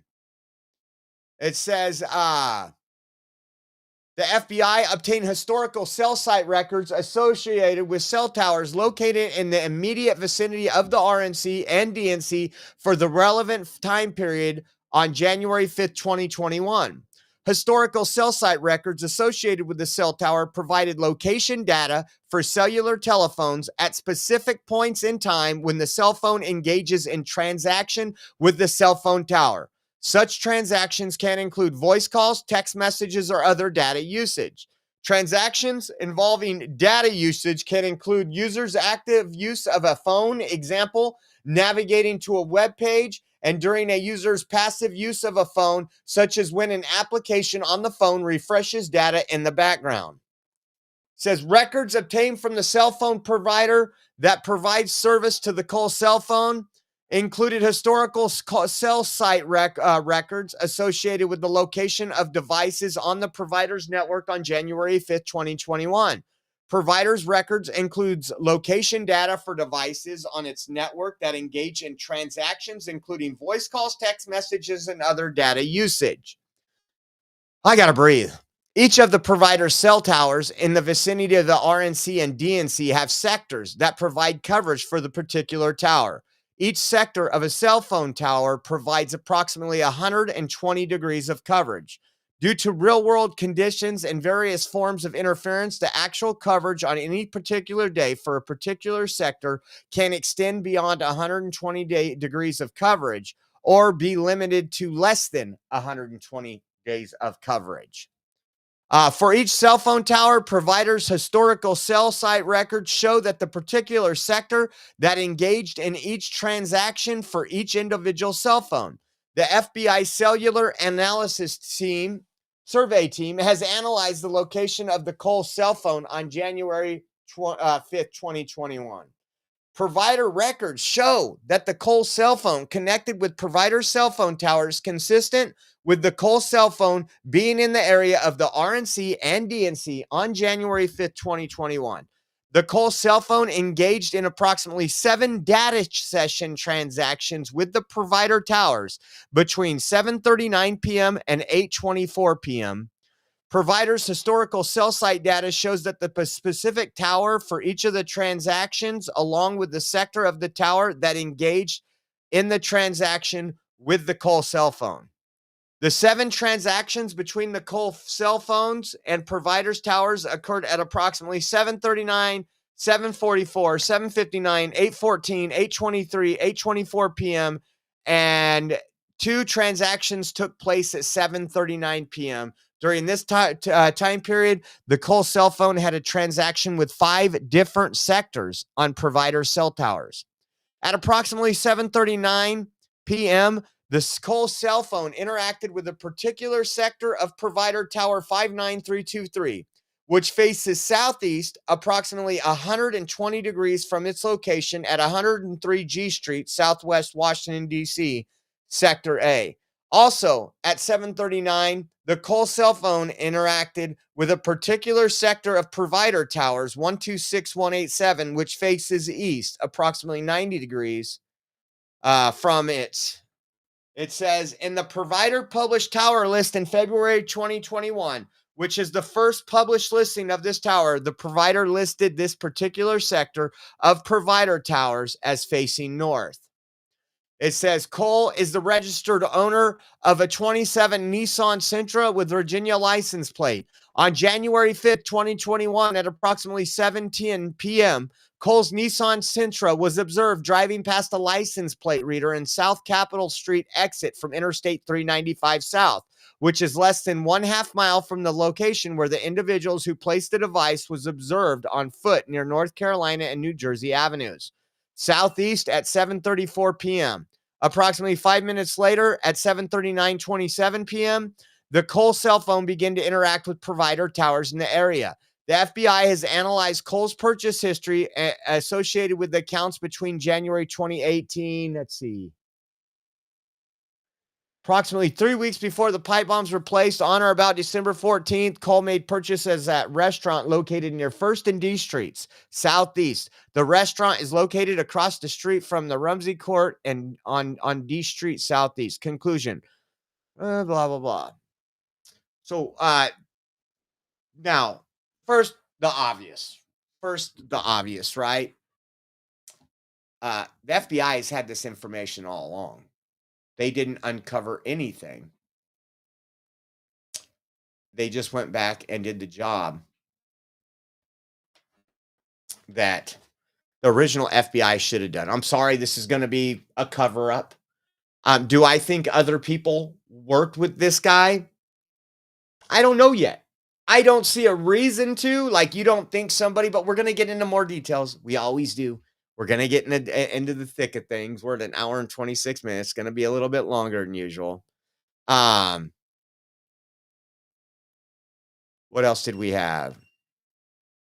His phone record shows that he was communicating with someone as well. They don't give us all that, but who was he talking to? I don't know. I thought this was interesting. We're getting into who he is. And we're going to get into his family's first statement. Here it is. His grandmother, Loretta, told the New York Post he's almost autistic-like because he doesn't understand a lot of stuff. I hope he is not talking, she also alleged. He's very naive. He would not hurt a fly. He's just not that kind of person. I don't believe this at all. He's not a terrorist. The grandmother told the Post that Cole works for the family's bail bonds company, Brian Cole Bail Bonds. She added that he also worked for DoorDash for a time. She says he doesn't have any ties to DC. I don't know how they even included him in this, was the grandmother's statement. He's very antisocial, very. A neighbor told the New York Post of Brian Cole. He keeps to himself. Think we even got a post from his mother on Facebook that says that about Brian. Says they were wearing distinctive Nike Air Max Speed Turf shoes, which are black and gray, yellow. Fewer than 25 of those were sold between 25,000. Those are nice shoes, by the way. They're like $400. I think about $400. Let's go through some stuff. Some of the Scrubbed Mothers Post, and they are a leftist group. there's no doubt in my mind, you could say MAGA, they're going to try to find something to put this on MAGA. This is just a little history there. Let me put this up. Delisha Cole, the mom. That's Delisha Cole. Information. Here was her Facebook page. And we're going to show you one of the posts. I can't keep calm. I have a black son. That was on July 7th, 2016. Wasn't that when, that's when, again, Trump, there was all that fake racism after Obama. I can't keep calm. I have a black son. Now, I'm going to tell you, I've been MAGA for a while. I probably have 35 MAGA hats in here from over the years. Some of them I got the MAGA hat sitting up there. I'm going to put it in a case from January 6th. It's actually embroidered on the back, Oreo Express. We say this all the time. I get in the car and I say, I can't keep calm. There's black people out there that could be beaten by cops. It's just amazing what we're finding out. And again, kudos to Dan Bongino. And not to say Kash Patel or anybody didn't have it. I can promise you Dan Bongino has lost sleep over this more than anybody else. Wanting to go in there. I think he would have thought himself as a failure. His own personal legacy would have been a failure if they wouldn't have brought this pipe bomber to justice. And there's still a long road to go. I'm sure that the left right now, all those attorneys that are suing Trump, are standing in line right now to represent this guy. You wait and see. Some other stuff that I found that was interesting. Let's see. Let me go to my bookmarks. I was actually bookmarking it while I was listening to that press conference.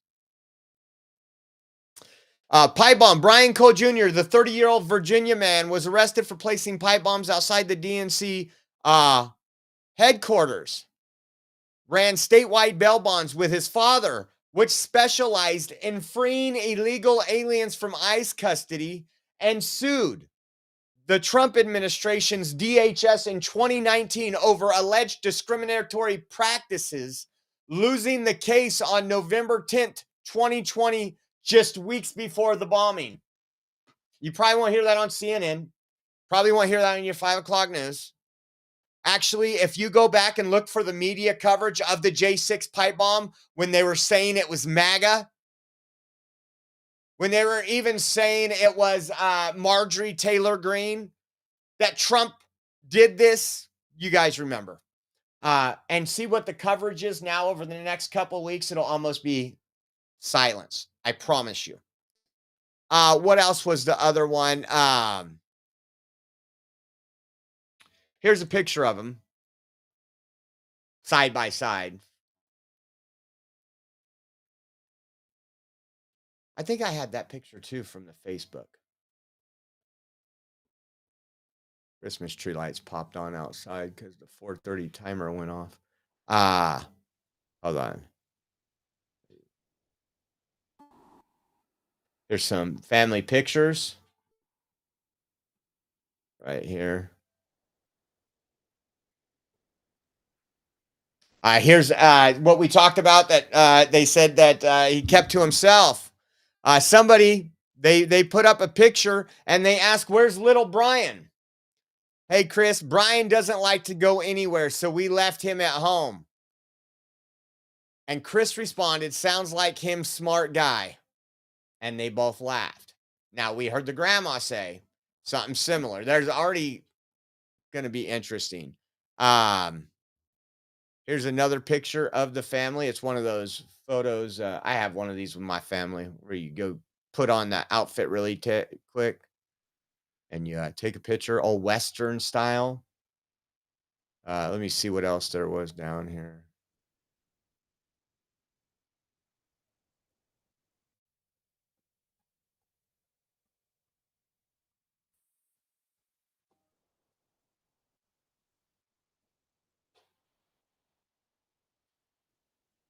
I'm not going to confirm that. Not going to put that because it's speculation right now. So think about that. I mean, there was a lot of investigation done into this. I can pull up X here in a minute. Let me see how many more screens we got. And then we'll talk about another J6 dipshit. Let's see, Red Wave Press. Now let's see.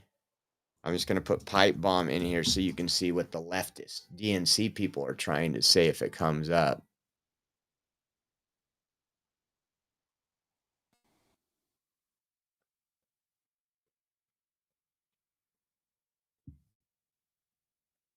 Kash Patel. Whoever the...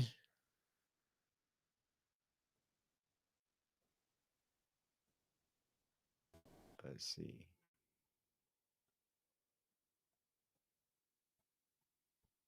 Yeah, I mean, they got a lot of evidence on this.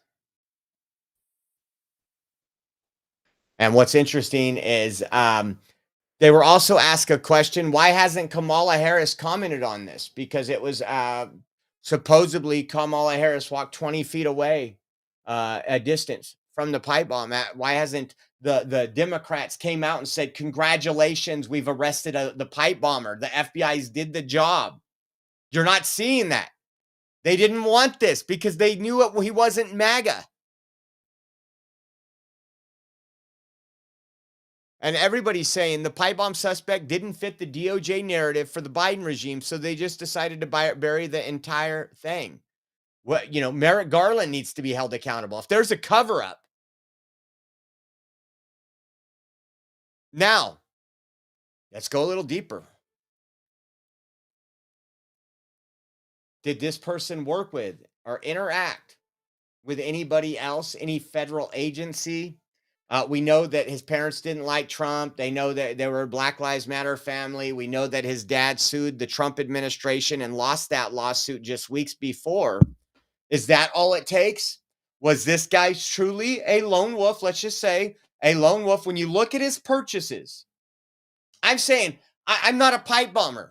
But if somebody said, if I decided I was going to go do a pipe bomb, you know what I'd do? I'd go buy some pipe bombs material and I would make one and I would go drive out to like the middle of the desert and I would try it out, right?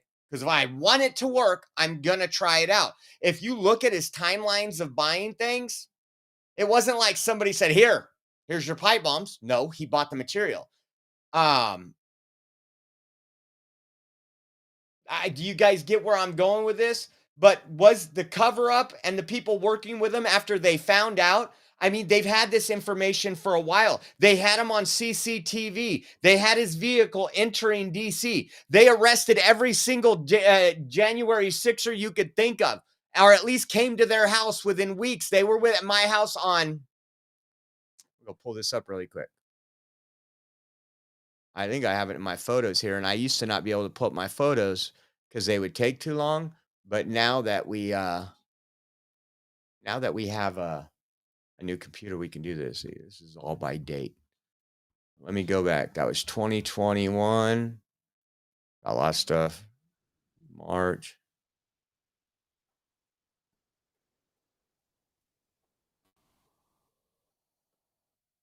Ooh, I don't know. Okay, January. I don't know if I saved it on this hard drive. Actually, I probably have it on my backup and my server. There's January 5th. So what I say, about 12 days.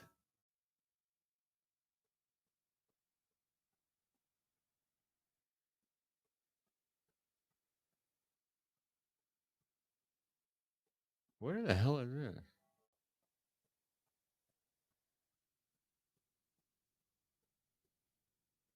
Sorry. I thought I might have, I store all my Ring footage, but it's on the backup server. There's July 23rd, January 26th, January 30th.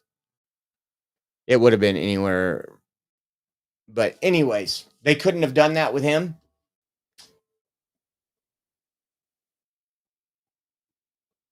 They didn't want this to get out. You know how bad this would have looked if you made the January 6th committee? You notice the January 6th committee? Anybody on that committee? You think Eric Swalwell says we're excited to see and hopefully there's a full prosecution?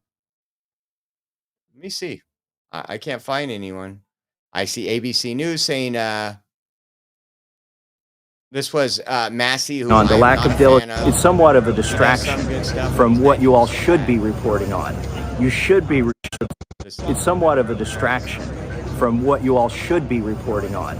You should be reporting on the lack of diligence for the last 5 years at the FBI on this investigation, and also a lot of the leads that they had that they let go cold and that they have ignored.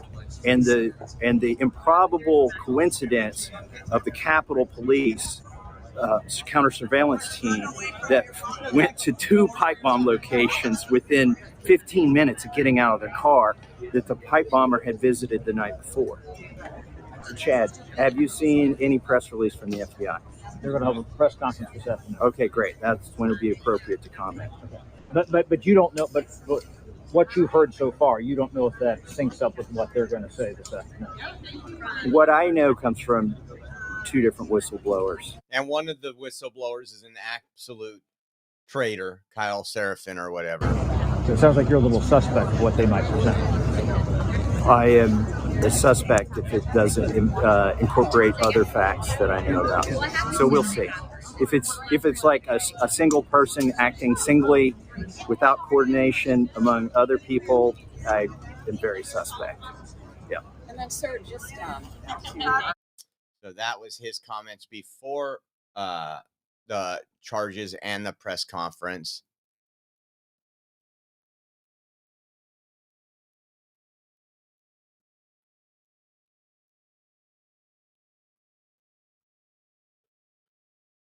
Checking anything else. But that was interesting. So he kept buying materials after the attack. And they are going to probably do some insanity plea because they said autistic and all these other things. If he was capable of working DoorDash, he's capable of doing life in prison or however long he'll get, 5, 6, 7, 10 years. And again, kudos to Dan Bongino.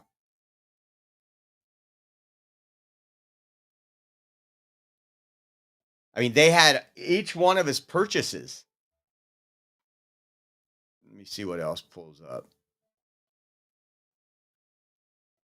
And he was short, like they said. Their analysis of the thing said that he was approximately the top of the clothes he was wearing, his hood, was approximately 5'7", and that would be plus or minus an inch. I hope the FBI, I hope Christopher Wray is shitting his pants. I hope this is not another like, oh, we're just going to let him go.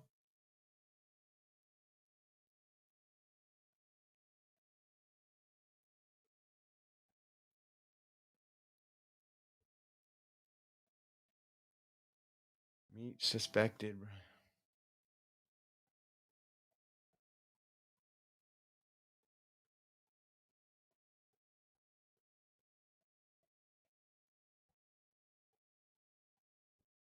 Do you guys think it's really him? I mean, these things, let the investigation play out. But I get it. Like I tell you, I'm skeptical of the person that assassinated Trump, tried to assassinate Trump in Butler, Pennsylvania. Why don't we know? Why was his body cremated? Why was all this stuff going? That was under the Biden administration. But it's absolutely interesting to see that so many people are trying to, and again, a lot of people will do it for clicks. The same people that are, oh, Charlie Kirk was murdered by Erica Kirk, all these stupid things. They're jealous. They want that. They get upset because they don't get the clicks they want. It's addicting to them.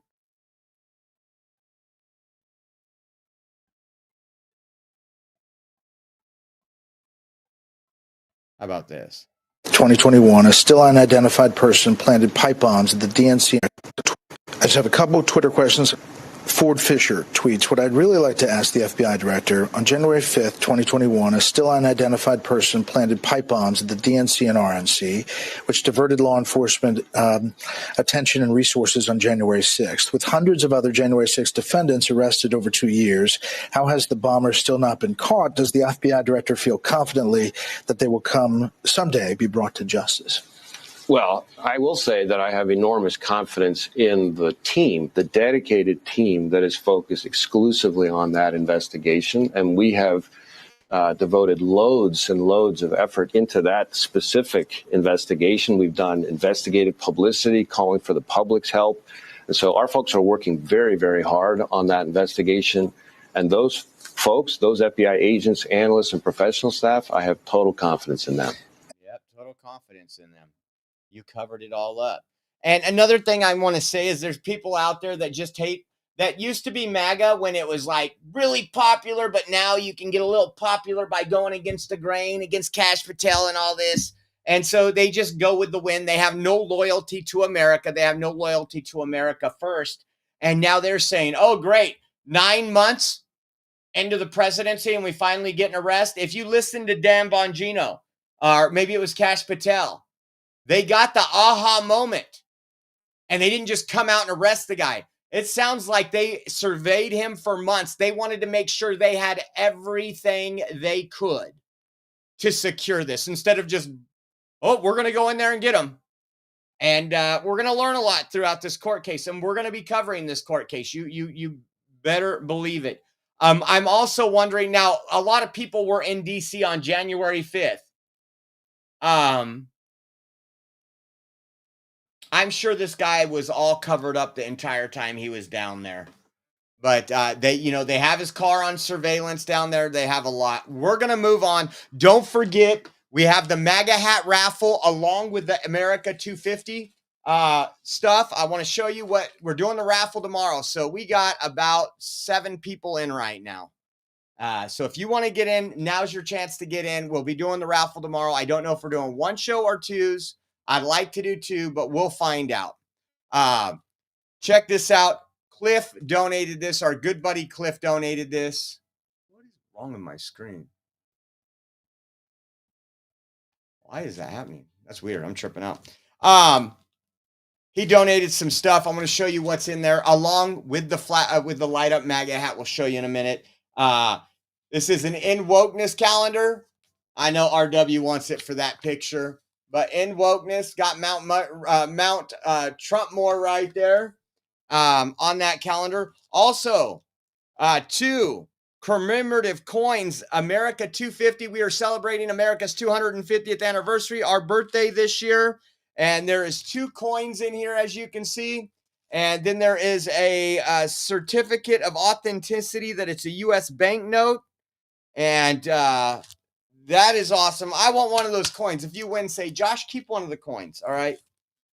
An America 250 flag. 250 anniversary flag.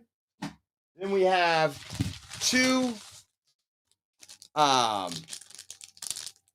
ornaments like the bell right here.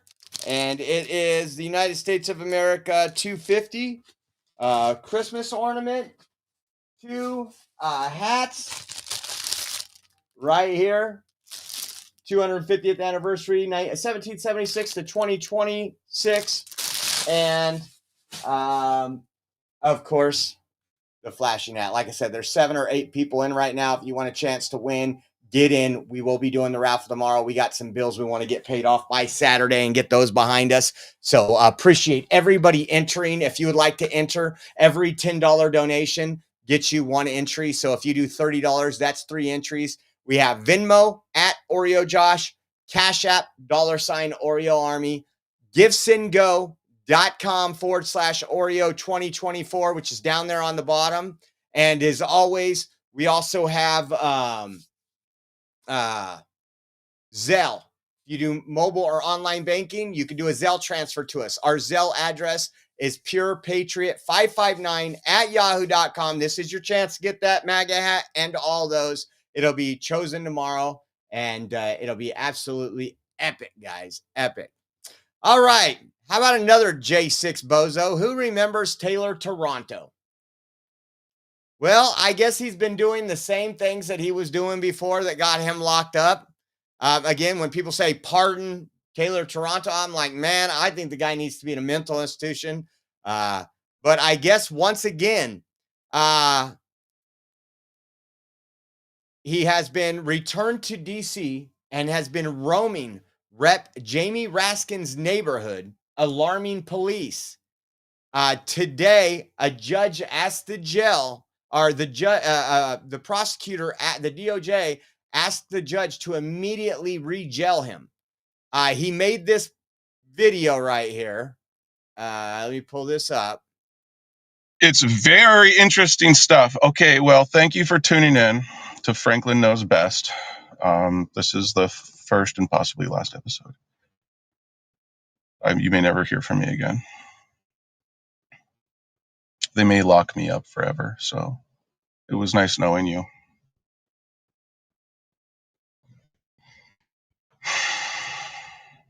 A one-way mission to hell coming at you. This guy is mentally unstable. I stayed right next to him during the 1776 RM, and he was off his rocker. This was posted by somebody online. It says Toronto lives in Washington State, but drove across the country in recent weeks.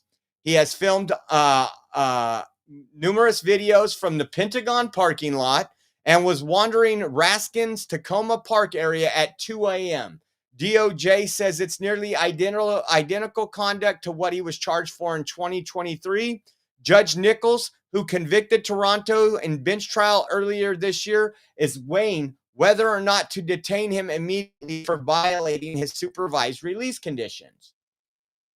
It says, update, Nichols is letting Toronto go home for the holidays as long as he leaves DC by noon tomorrow, but he's still weighing detention and is waiting for more information from Toronto's attorney about the sealed matter.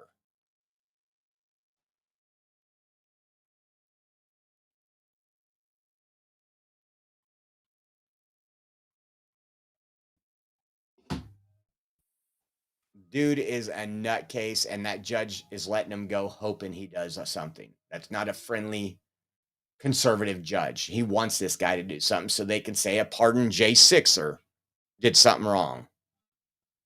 Oh my God. How about this as we get into the rest of the story? I thought this was epic. We've always talked about NGOs. We've talked about the fraud they bring. We've talked about how a lot of these NGOs, people get rich. You say you're going to go do something. You might do what you're saying you're doing. Many of the times there's ulterior motives. But in the meantime, you're the middle guy and you get to collect all the cash and you get to hire your buddies and you guys profit off the American tax dollars. Listen to what Marco Rubio, Secretary of State, said.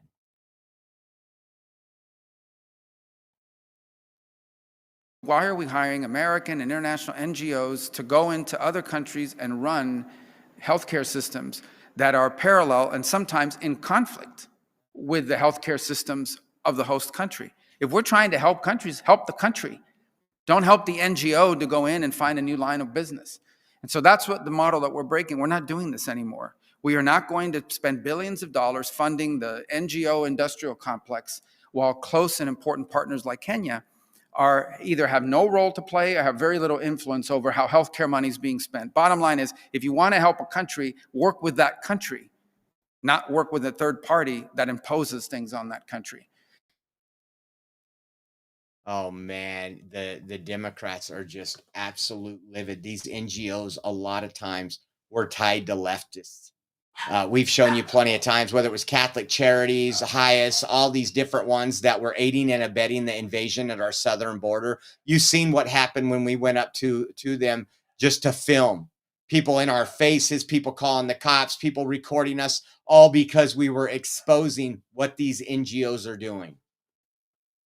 I think this is great. I think that's probably one of the second best thing that came out other than the pipe bomber arrest.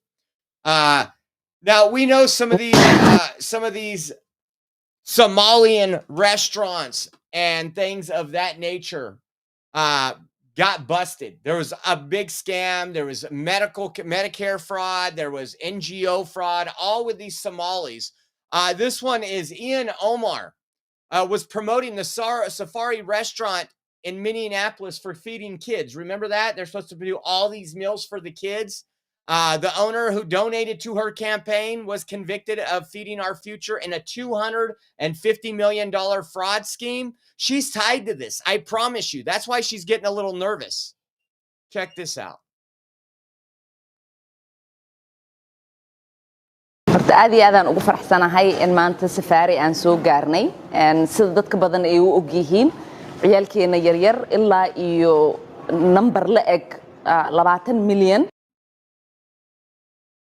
waxay cuntadooda ka helaan iskoolka keliyo marka waxaan fursad u helnay in aan sharci soo gudbino oo la dhahayo Meals Act oo u fududeynayo in waqtigaanayti pandemiga aan ku jirno oo dhalinyarada iskoolka aynan joogin oo guryahooda ay joogaan aynan gaajoonin oo familkoodii weli ay fursad u helaan in cunto ay helaan oo meelo qaarkood.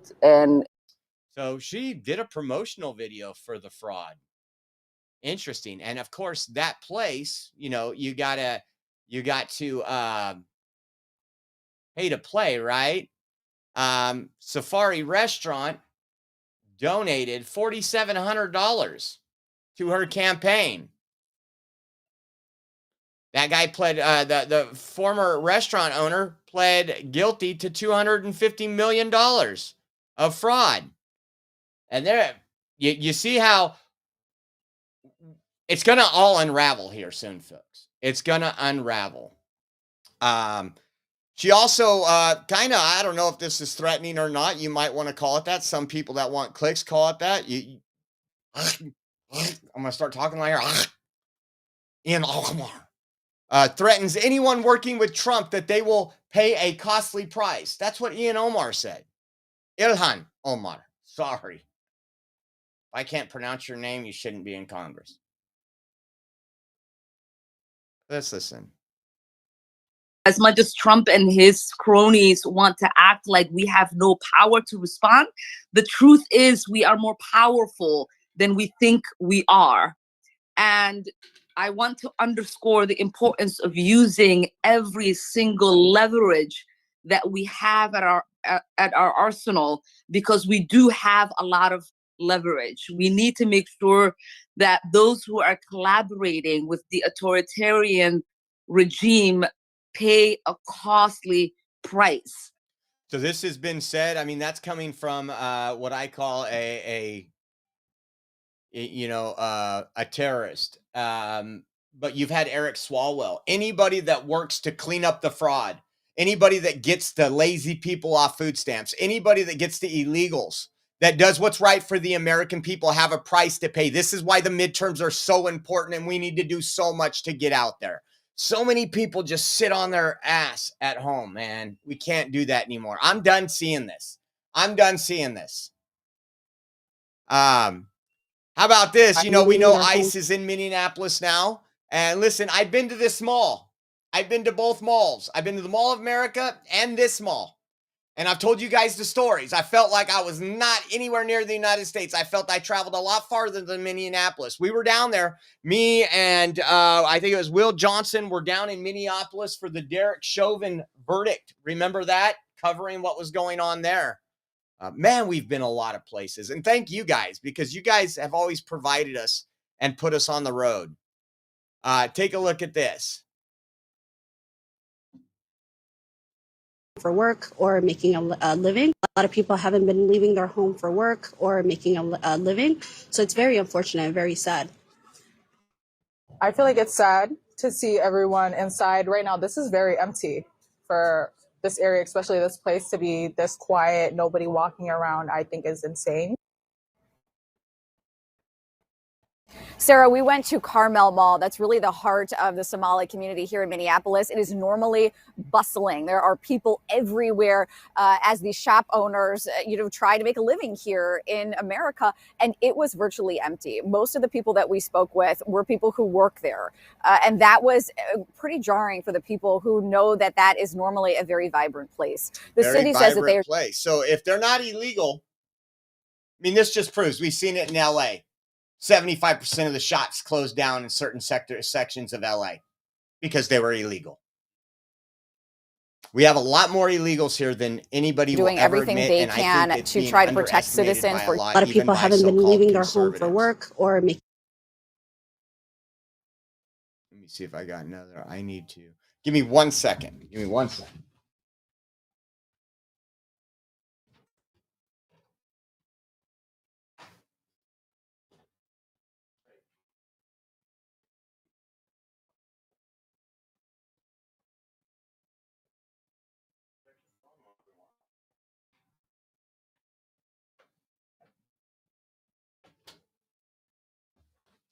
Okay, sorry. I didn't want the family yelling at me. We were already 2 hours in, and I was like, oh, Rach, I need you to start the charcoal for me. Get the charcoal going. It's dark outside. We're going to barbecue and watch some Cowboys football. I would live stream it, but I don't want you guys to see me crying if they lose. You know what? When I tell you, whenever I put effort in and we make a plan to watch the game, they choke. How about this? Alabama's not stupid. An Alabama town just rejected plans to build a large Muslim school. I'm going to show you that video. Good on them. I'll entertain a motion. Mr. Chairman, I'll make a motion to deny the application based on staff comments and what we've heard this evening.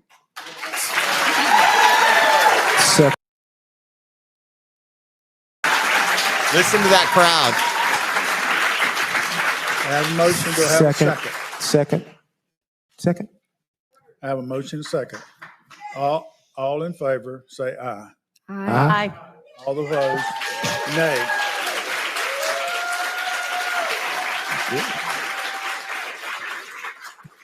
We are a recommending body. This will go to the council with a recommendation to deny to the council. But the applicant has the right to go to the council and make their application to the council. So I want you to understand, we are a recommending body. The council is the final say-so. But as of right now, they're saying no. Good deal. I'm happy to see. How about another city council? You want to talk about governments, whether it's local or state governments, working against you, the American people? We know Portland.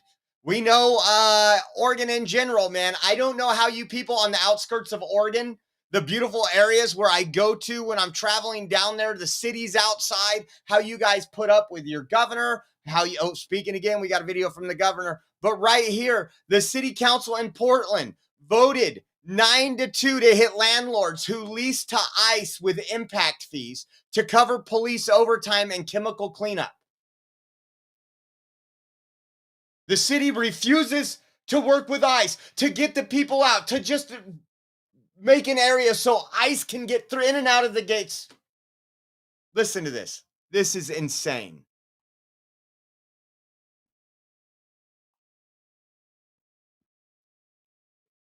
The Portland City Council just passed a policy that will impose an impact fee on landowners who lease to detention facilities. Yeah, it's aimed at reducing costs to the city, such as police overtime and chemical cleanup. Fox 12's Julia Lopez joins us live outside City Hall. So, Julia, what was the mood at the City Council? Well, there was a lot of back and forth and some frustrations. And while Portland's ICE detention facility is not named in this policy, it was at the center of discussions today as the fee passed with 9 yes votes and 2 no's. They are getting tear gassed in their homes every single day. Portland City Council passed an ordinance to move fees related to police overtime and environmental cleanup at detention facilities away from taxpayers and onto landlords.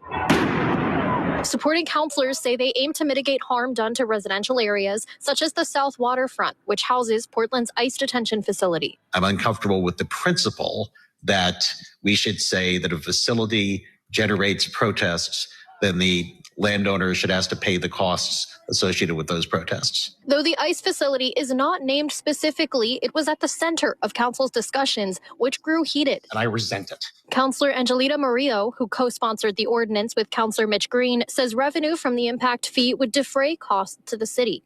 She says at the ICE facility, for example, Portland police reported $300,000 in overtime and, quote, excessive use of chemical weapons, making it more expensive to maintain clean water standards. Then get them out of there. Then arrest the little punks, the Timu Tifa, and get them out of there. How many times have we seen this one gets my blood boiling. How many times have we seen a conservative get arrested and have all this punishment, and these leftists just continue to go there, picking up tear gas canisters, all this stuff, and throwing them rocks, bricks, hitting patriots. Nothing's done. They don't mention any of that. This is just ridiculous. She also mentioned the Cottonwood School, which recently vacated its spot next to the ICE facility, and those living in the apartments nearby, who report chemical munitions residue seeping into their homes. We have very limited tools to address what is going on at detention facilities. As a local government, we have You have everything you need. You have every thing you need. Everything you need. Hold on one second.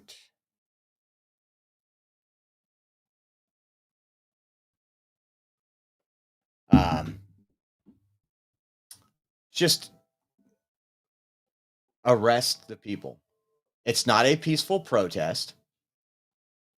I mean, after when we went down there, remember they tried to make it look peaceful after, who was it? Kristi Noem showed up there and they knew the cameras were going to be there and they put on these inflatable costumes. Still love the bunny running. Still love the bunny running. How about this one right here? Tina Kotex. Says your governor, I've never been prouder to work for you and with you, but the fight isn't over. I'm running for re-election because Oregon values are on the line. What is the value? Putting illegal aliens ahead of American citizens? Giving hardworking taxpayer dollars to those who refuse to work are those who are in this country illegally? Disturbing. Disturbing. Our own military against us. Listen, this is how leftist I can't. Hey, Oregon, Governor Kotek here. Well, the past few months have been unlike anything we've seen before in our state. The way we came together made me so proud to be an Oregonian. When President Trump tried to use our own military against us, we showed the power of peaceful resistance. The power of peaceful resistance? When President Trump created a food emergency by withholding SNAP funds, Oregon stepped up to help. All lies. You shut down, Democrats shut down the government. That's why SNAP was not funded. Feed our neighbors. I have never been prouder to work for you and with you. But the fight isn't over. I'm running for governor again because Oregon values are on the line. The choice is between a governor who will stand up for Oregon and protect what we believe in, or a governor who will let Donald Trump do whatever he wants. And with everything going on, we still have to keep building on the progress we've made to make sure people can afford to call Oregon home. We've done some good work together. Governor Tina Kotek has signed bills meant to improve and expand mental health and addiction care. A permanent statewide homeless shelter program. Several new paths for people to own a home. Well, help is on the way to rein in massive power rate increases. All Democrat policies, and they blame other people. I couldn't take no more of that. How about this?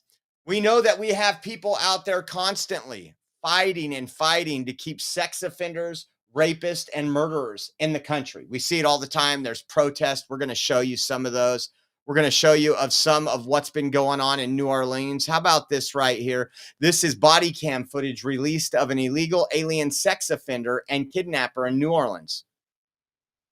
What would you do if you seen this happening in your town? Would you go protest the city council? Because that's what these retards are doing. Watch this. Let me get my address stuff out. Being Tom. Give my wife the phone and. But let me get the information. We'll give it to her. Give it to your wife. Okay. All right, you're under arrest. Yeah, I got You're illegally present in the United States. You understand that? Well, not illegally, but I got removed. Well, you're illegal. So, that person right there, I think we got. Let me get my address stuff out. Is this right here? And this was from Allie Bradley TV. She says, the moment a man from Vietnam convicted of rape and kidnapping here in the U.S. was arrested. Rape and kidnapping. So you'd be willing to go to Vietnam if they did? Check that out.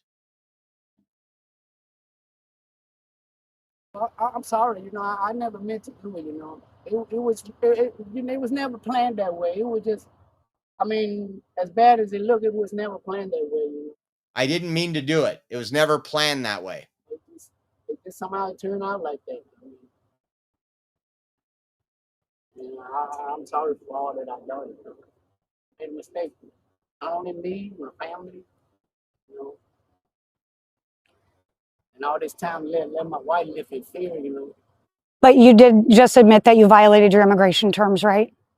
No, ma'am, I did not. You did not when you were convicted for a crime? Yeah, okay. Now, for a crime, yes, I did. Okay. I'd be grateful to go to Vietnam, even though I don't know nothing. I came over here when I was so young, you know. So you'd be willing to go to Vietnam if they deported you to Vietnam? Okay. My wife, if y'all can give me the paper, I'll fly over there myself. Yeah. I don't need y'all to come, you know, buy me a ticket. Well, that's kind of interesting because the government would have gave you $1,000. It's the CBP Home app. You can log on, book your flight.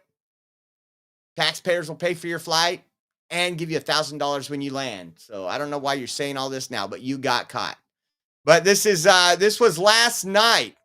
The crazy leftist protesters scream and rage during a New Orleans city council meeting in Louisiana, demanding that they do not collaborate with ICE. Check this out. It got heated. Do I want to play this one first or the other one? I'm trying to think which one comes first. This one.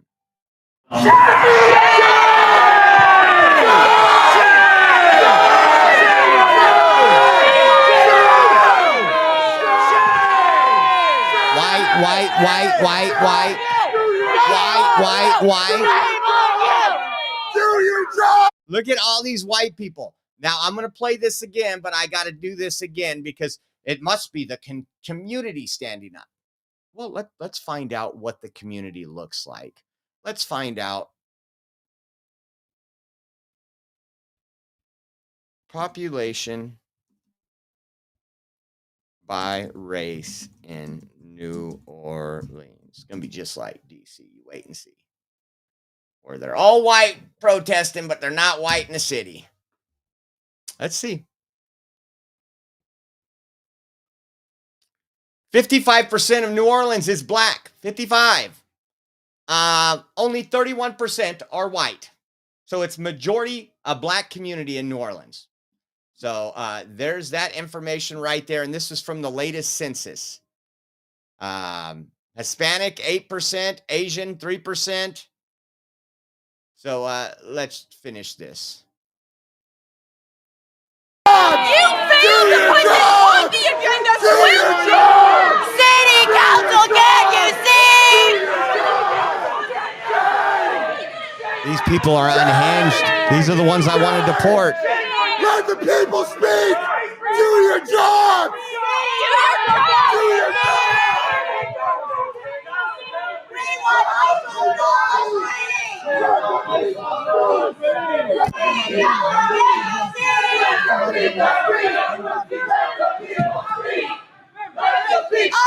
With liberation. Why do they always look like this? They don't care about you.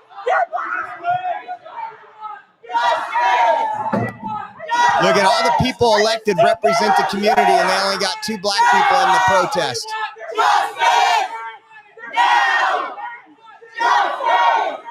They're coming for you next. They're coming for you next. They're coming for you next. Shut it down. Shut it down. Shut it down. Shut it down. You coward. Coward. Do your job, cowards. You were elected. You don't deserve your position. You don't deserve them. You need to step down and let somebody who's going to stand for the people take those positions. Hi, yo, we came here today to take a stand against the Department of Homeland Security and ICE and all these goons that have come to arrest our neighbors, to put us in fear. And we've come today and we've said that we're not in fear. We're not in fear. That's right, Tony. Right? You know, because we believe that the people unite. I just had to stop it on this white thing here. That represents the Democrat Party, the people that hate America. We'll never be defeated. The people united will never be defeated. The people united will never. Chinga la migra. Chinga la migra. Y la policía. Y la policía. Y la policía. Sorry. Yeah. There's more though. It got a little heated. I think this is the one right here. Clashes at the city council meeting. Take a look at this.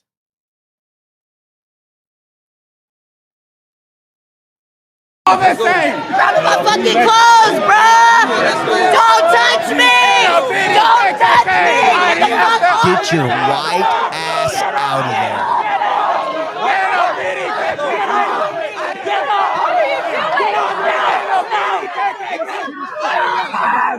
I was slapping that officer right there. I would have punched him.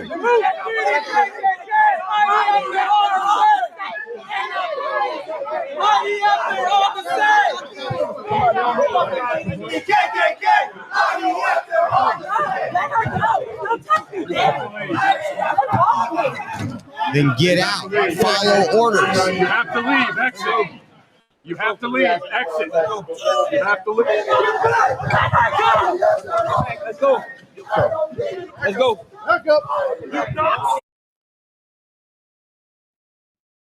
That's why we call them trash and cockroaches. Insane.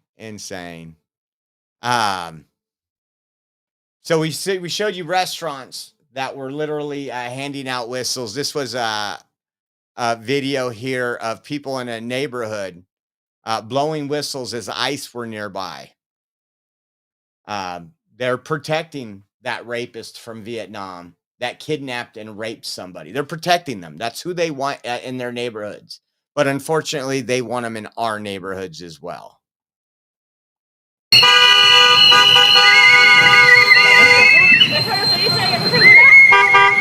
Necesita mover este carro que está en el driveway.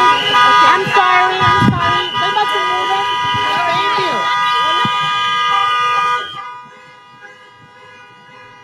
you. Just absolutely insane. How about this? Los Angeles ERO arrested Jonas Melquis Guerrero Medrano, 29 of El Salvador. This is in Los Angeles. He's an MS-13 gang member wanted in El Salvador for homicide.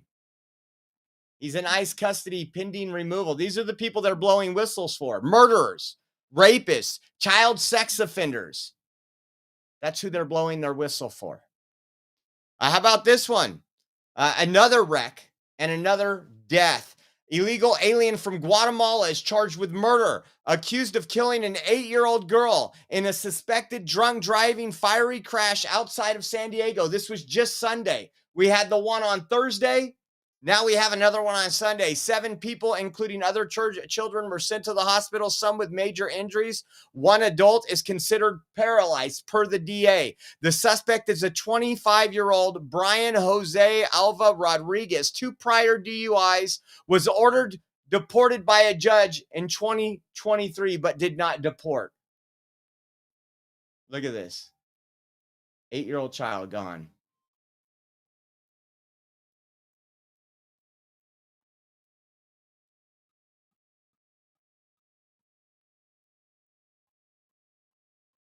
Sickening. How about another one? Denton County, Texas. Amanda Oliveira Rocha was arrested for a collision involving a death. She now has an ICE hold. Let's go blow whistles for her. Homicide. But this, again, another preventable death. All the time. And how about this? I just wanted to show you, and then we got a funny at the end. But check this out. I thought you guys would find this interesting. The Trump administration's mass deportation push is surprisingly taking a toll on beer. Sales for Constellation Brands, the U.S. owner of Modelo and Corona, have plunged, and its stock has dropped nearly 40% this year, making it one of the worst performing companies on the S&P 500. Latinos make up roughly half of Constellation's customers, and we have seen and heard over and over again how Latinos are fearful and are not going out to stores, restaurants, and bars and the like. Let me tell you, if they want to drink, they're going to get the beer. like they were due to the immigration blitz happening in cities across the country. There have also been contributing to this, they believe, job cuts in industries with large immigrant workforces, causing customers to pull back on spending. Other corporate giants are also hurting. Wingstop, Colgate. I thought that was interesting. Corona, Modelo. Obviously, I do drink Corona non-alcoholic with a lemon and salt. But we got something better for you right here. You guys know we have covered Old State Saloon Bar in Idaho. How people wanted to close them down. They support Trump. They're blah, blah, blah. They put out a post that said anyone who helps ICE identify and ultimately deport an illegal from Idaho gets a free beer for 1 month. Let's take a look. Gotta love this. It makes me want to drink again.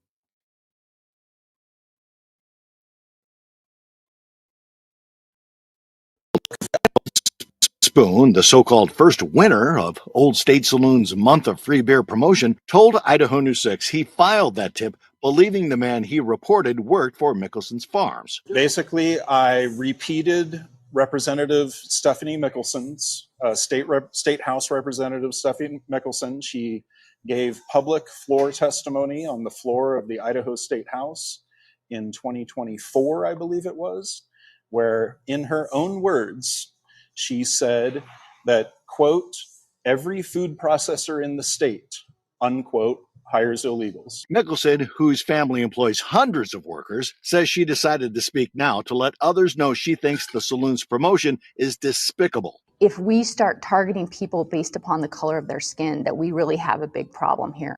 Has nothing to do with color of skin. Has to do with your citizenship status. Immigration attorneys warn that programs like this can lead to false accusations, targeting of Hispanic workers, and misuse of federal agencies.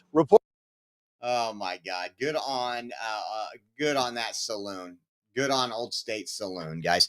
All right. Well, we've been live a long time. I'm gonna go see if the charcoal is gray yet. Again, before we go, we are doing. You only got a short amount of time to get into the raffle. If you guys want to help us out, it's the beginning of the month. We want to try to get all our bills topped off and paid, hopefully by this weekend. Hopefully this raffle will do it. We want to say thank you, but this is what you're in for. Our good friend Cliff donated some stuff.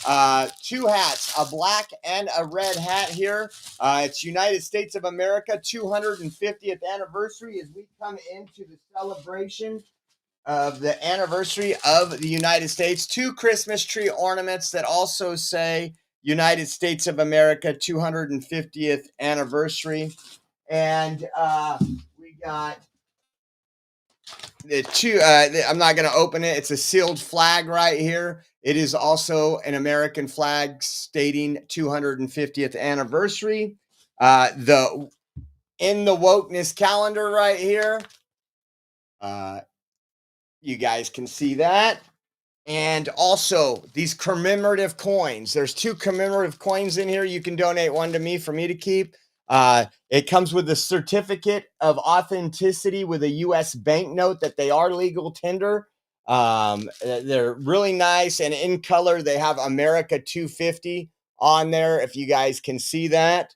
And then I am putting in here the light up MAGA hat. So if you guys want to get in, and I'll go through who got in just recently. I've called most of you out earlier that jumped in, and we will pick a winner tomorrow randomly with the wheel of names.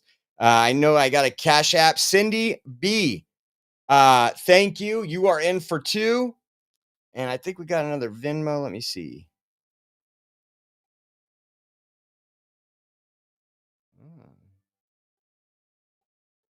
Just got to load up. Kathy O, you're in for 3. And the other ones we already called out. And let's see if we got any more Zells. I know old Uncle Bill got in on Zelle earlier, but we are going to be doing this raffle tomorrow. Appreciate all your guys' help and everything you do. It's taking a while for the...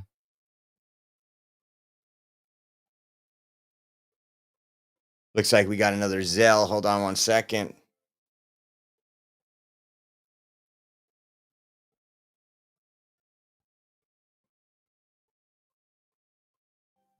Martin. Thank you, Martin. So we got a Zelle Martin. Cindy on Cash App, and Kathy O. So if you guys want to get in, all the links will come up right now. You can do Cash App, Venmo. We also have a Zelle if you do mobile or online banking. All those addresses are coming up right now. Thank you guys so much, and we will see you tomorrow. God bless.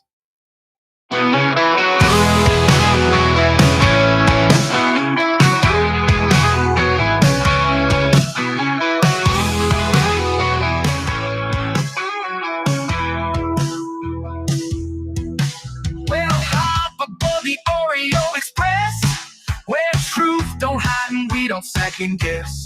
Unapologetic, we're bold and we're loud, shining light on the left shady crowd. Oreo Express, rolling down the track, exposing the lies, ain't no turning back. Conservative fire, we're speaking the truth. At Oreo Express, this one's for you. So grab your boots, let's take a step.